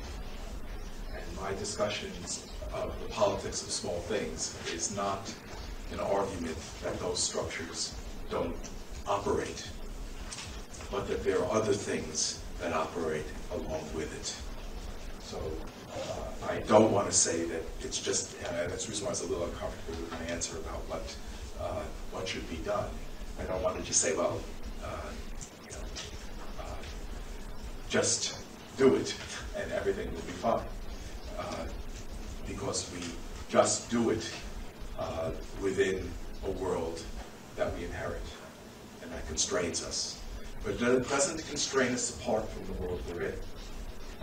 It operates in the world we're in. And what's funny? Translation. Yeah. Was it in the translation? Okay. I say thrown, you know.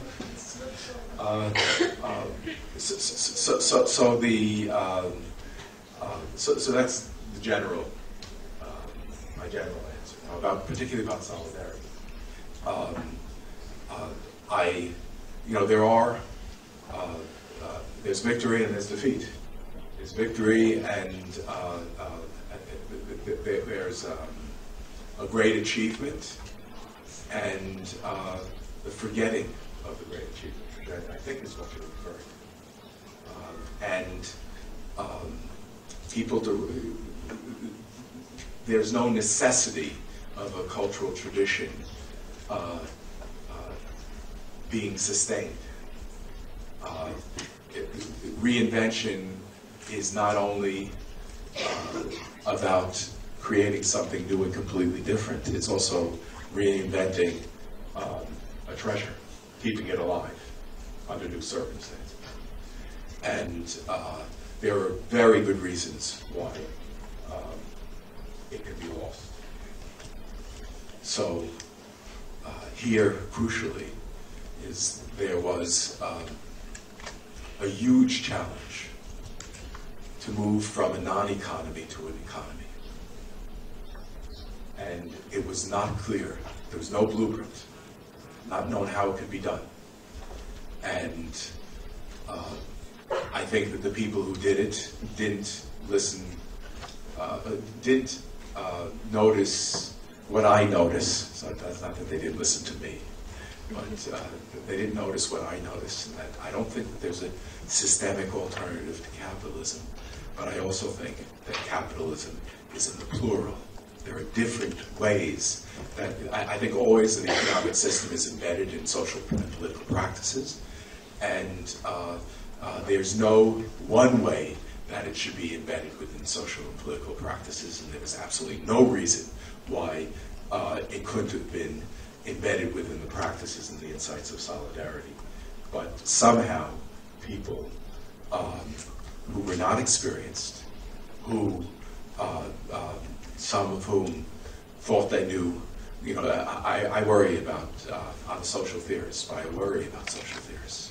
They're dangerous people because sometimes we think we know about the world. We think we know more about the world than we actually know. And so we present blueprints. You know, so there was an intellectual debate, an academic fashion, sometimes called transitionology, and I was, you know, so experts on the transition from dictatorship to democracy, and I was a radical skeptic of this theory because people claim to know how to get from here to there. They didn't know exactly what here was, they didn't know exactly what there was, and they knew better than ordinary people. And I think that that was a big mistake, but on the other hand, it was perfectly understandable that it would happen. So I'm addressing your question. Yes? More on that. So okay. So we'll talk about it. We have the opportunity to talk about it more. Jeszcze jest jedno pytanie.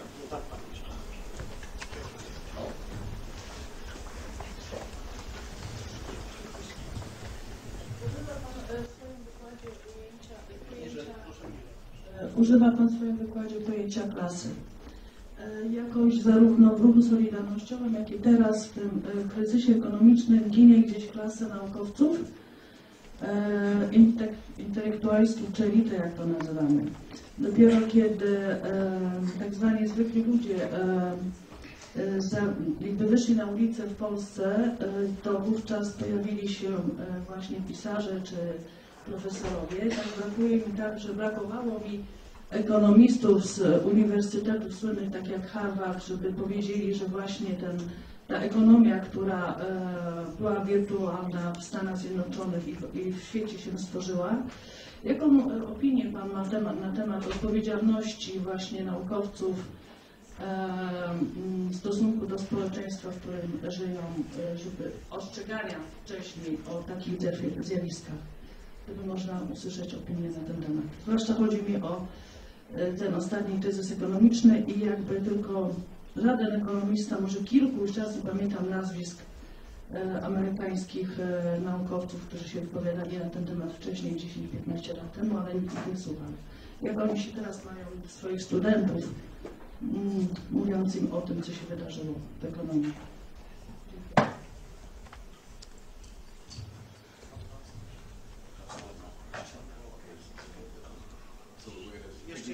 Zbierzemy jeszcze jedno pytanie i taką zbiorczą odpowiedź. Tutaj było.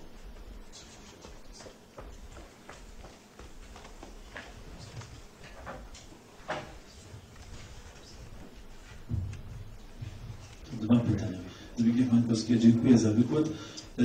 Na marginesie tego, co było powiedziane, trochę też na marginesie lektur, które ostatnio mam, czyli lektur jedna związana z Turenem, Myśleć inaczej, z jego moim zdaniem wybitną książką, a druga z lekturą Tony'ego Judd'a Źle ma się kraj. Te książki są po polsku. Chodzi mi o to, że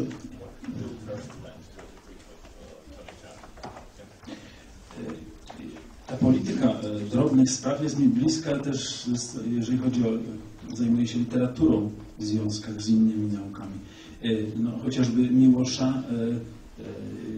Miłosza miłość do szczegółu, która jakby broni czy chroni człowieka od tego, żeby nie rozpłynął się w ogólności. To też dotyczy historii bycia ludzi w komunizmie czy w totalitaryzmie. Ale pytanie moje jest takie, mianowicie chodzi mi o na marginesie Turena, chociażby ten dominujący dyskurs interpretacyjny, w którym mam takie wrażenie, dominuje właśnie ta jedna droga. W Polsce to było bardzo wyraźnie widać, że w tym dyskursie interpretacyjnym, tej teorii bycia w świecie, zdominowany był on takim determinizmem ekonomicznym. I jak odnosząc się do pana profesora wykładu, do tego jak tworzyć, czy tworząc na nowo kulturę demokratyczną, w jakiś sposób odnieść się do tego dominującego dyskursu interpretacyjnego i tego, jak wprowadzić, czy jak konstruować te inne drogi kapitalizmu, te ileś dróg. Ja mam wrażenie, że kultura ekonomiczna, polityczna w Polsce jest daleka za takim myśleniem. To znaczy, zgadzam się z panem profesorem, że jakby nie ma alternatywy dla kapitalizmu, ale właśnie dla wielu kapitalizmów. Teraz jak konstruować w kulturze politycznej, w kulturze społecznej tę świadomość i tę kulturę wielu kapitalizmów. W Polsce jesteśmy, i tutaj mówię także samo w odniesieniu do elit, tych elit, które budują świadomość społeczną czy kulturową, jesteśmy w tym bardzo daleko gdzieś. I druga rzecz, którą bardzo Turen podnosi, mianowicie o tym, że w ostatnich latach w dyskursach i narracjach o społeczeństwie niszczono podmiot. Jakie jest miejsce, jak wypromować, czy jak konstruować podmiot w tym tworzeniu nowej kultury demokratycznej. Być może to było skomplikowane. Dziękuję.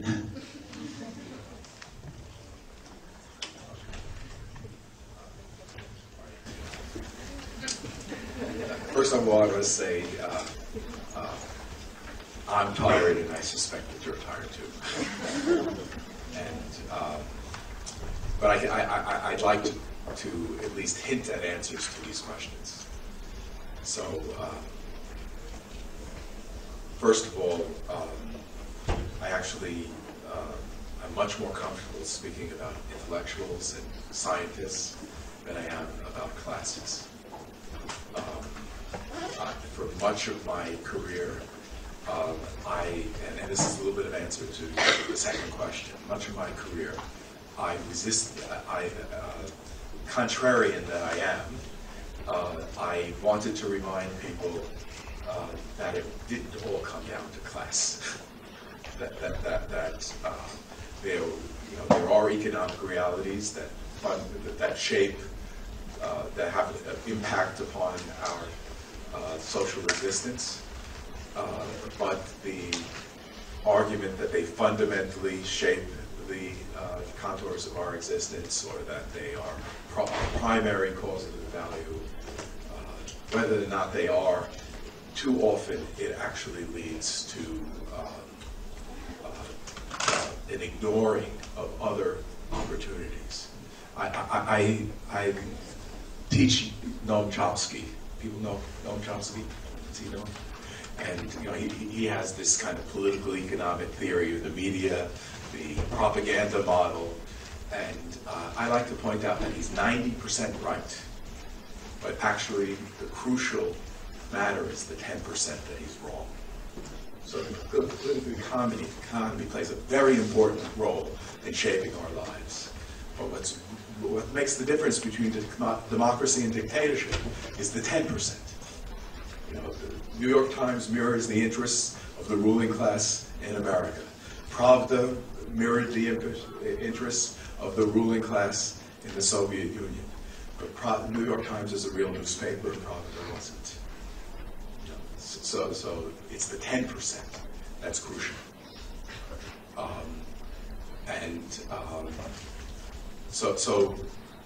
I recognize, but on the other hand, in the United States especially, there's a tendency in the general public opinion to ignore systemic differences, systemic inequalities in society, to deny that there's a class structure in the society. This is in a society which over the last 30 years has, where the differences between rich and poor, rich and super rich, have expanded exponentially. So sometimes we have to pay attention to class. It can be really important, and a society of politics that doesn't pay attention to class is a weakened politics, no doubt. And to some extent that has happened in the United States. intellectuals and scientists play a very important role on such matters. Their public opinion and public debate is not a natural entity.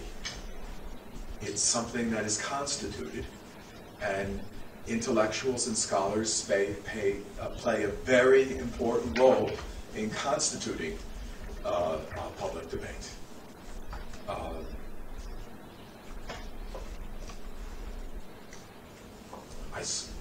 I'm very sensitive to nonverbal gestures, so I saw the eyebrows going up.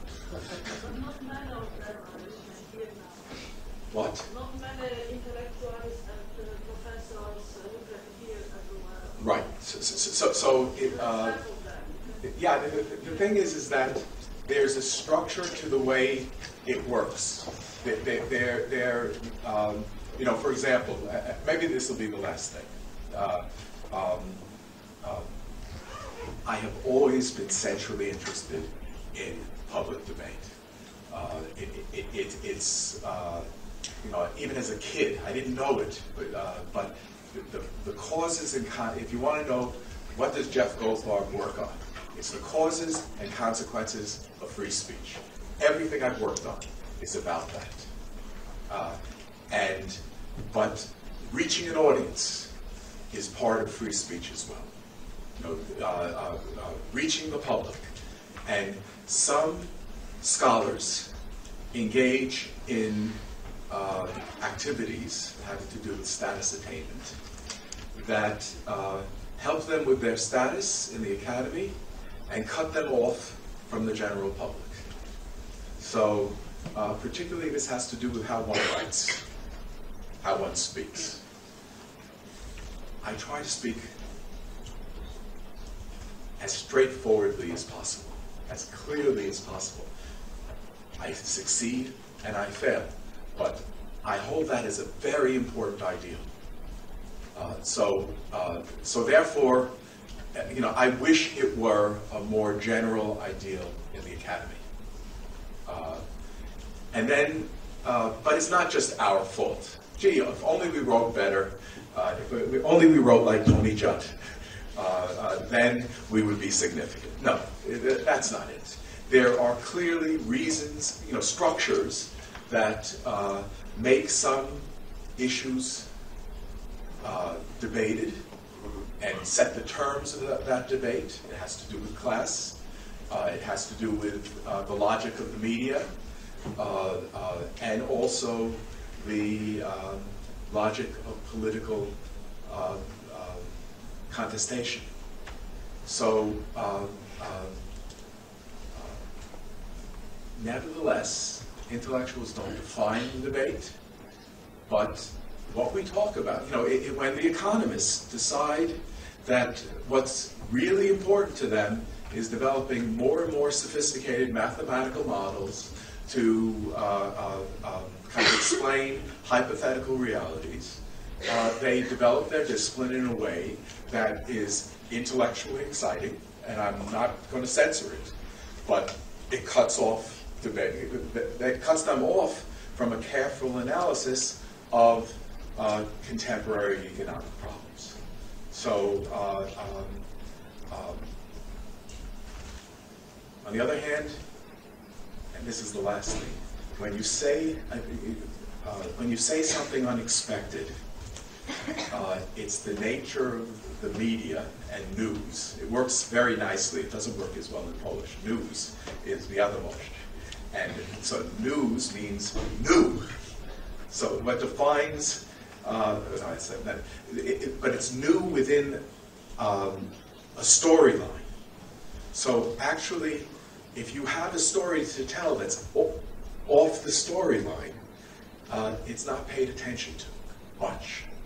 So, for example, the idea that free public life was actually crucial to the political fate of Poland before the changes. The constitution of a free public life as an end in itself was crucial to Poland before the changes.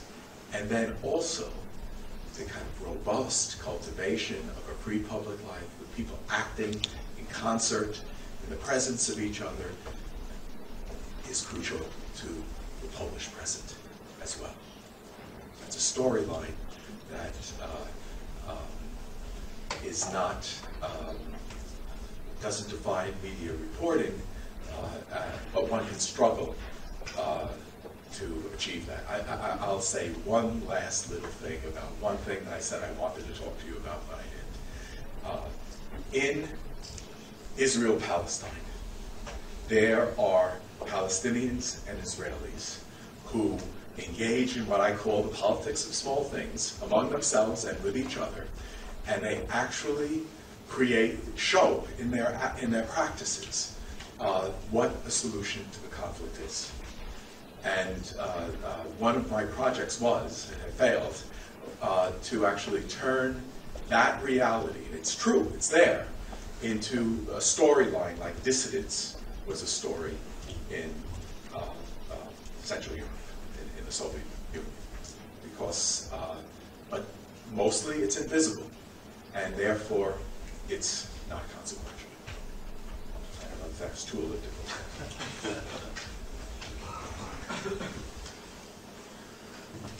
Proszę Państwa, jesteśmy rzeczywiście wszyscy zmęczeni, ale mimo to pozwolę sobie powiedzieć, że czuję wielką satysfakcję. Po pierwsze, nie powiedziałem o jednej tajemnicy konceptu. Chcieliśmy zaprosić ludzi z pasją, albo właściwie, jak Pan powiedział, ludzi niebezpiecznych. Tych, którzy zmuszają nas radykalnie do zmian naszej perspektywy. Udało to się nam dzisiaj w kilku pojęciach. Po pierwsze w pojęciu kultury politycznej, że to nie jest automatyzm, to nie jest los, tylko to jest takie codzienne referendum, nasze własne referendum. Czy to wakuum tej przestrzeni publicznej wypełniamy własną energią, własnymi wyobrażeniami, czy nie. Przypomina mi się tutaj słowa Ernesta Renaud z XIX wieku, francuskiego historyka właśnie kościoła chrześcijańskiego, który niestety w Polsce jest bardziej znany jako biograf Chrystusa niż nowoczesny myśliciel na temat narodu, który określił naród tak. To jest codzienne referendum na rzecz wspólnoty, wyobrażonej wspólnoty. I to mi przypomina dzisiejszą Pana definicję, określenie kultury demokratycznej, bo o nią chodzi, o to codzienne referendum. Jestem bardzo wdzięczny za te krytyczne głosy na temat naszej demokracji, rozwoju demokracji polskiej, ale też powiem brutalnie, czy ci politycy i ta sfera polityczna nie odzwierciedla też nas? To jest niestety niebezpieczeństwo demokracji. Ci ludzie to jest obraz naszego myślenia, naszych postaw. Także tutaj nawołuję w tym duchu do udziału w wyborach. Dziękuję też bardzo, pomógł nam Pan merytorycznie. Mianowicie z Jackiem zastanawialiśmy się, co powinno być tematem tych wykładów. No, nie przecież ta stała opowieść na temat Solidarności, jaka była fantastyczna, jaka jest ważna w Europie. Nie o to nam chodzi. Ale bardzo ważnym tematem, na którym się zastanawialiśmy, jednak ucieczka od pewnych dogmatycznych spojrzeń, nie tylko w Polsce, w Europie, w Ameryce też Pan powiedział, na przykład na temat kapitalizmu, że to jest problem nie kapitalizmu, tylko różnych kultur kapitalistycznych, więc jaką wybieramy, albo w którą stronę rozwijamy. To będzie na pewno jeden z tematów, jeden z motywów, który się pojawi. Tutaj szukamy akurat ekonomistów, którzy na nowo określą pojęcie wzrostu. Co to znaczy wzrost? Czy wydaje mi się, w Polsce tego tematu brakuje. Wśród wielu, tutaj Pani słusznie zapytała się, debaty fachowe, które nie są obecne w sferze publicznej. Jedną z najważniejszych debat aktualnie wśród ekonomistów to jest właśnie redefinicja wzrostu i przełożenie tego pojęcia właśnie na nowy model statystyczny, tak? Który być może bardziej odzwierciedla jakość naszego życia, albo też skutki naszego działania niż ten model, który dotychczas dominuje. Także Panie Profesorze, bardzo serdecznie dziękuję za ten wkład w nasz cykl debat. Przypominam, Pan Goldfarb pozostaje w Gdańsku. Jutro możecie się z nim ponownie spotkać w Multichnie 18:30 na filmie o Chodorkowskim, właśnie o szansach, zagrożeniach rozwoju kultury demokratycznej w Rosji. Zapraszam też, tutaj leży program Zapraszam też na inne debaty i inne spotkania filmowe w cyklu Festiwalu All About Freedom i chciałem bardzo serdecznie podziękować moim pracownikom, nie tylko Jackowi Kołtanowi, też tym, których nie widać, a to już wyszli, przygotowując następne spotkania. Chciałem im podziękować za przygotowanie, no i oczywiście naszym tłumaczkom za cierpliwe tłumaczenie tej debaty. Dziękuję bardzo.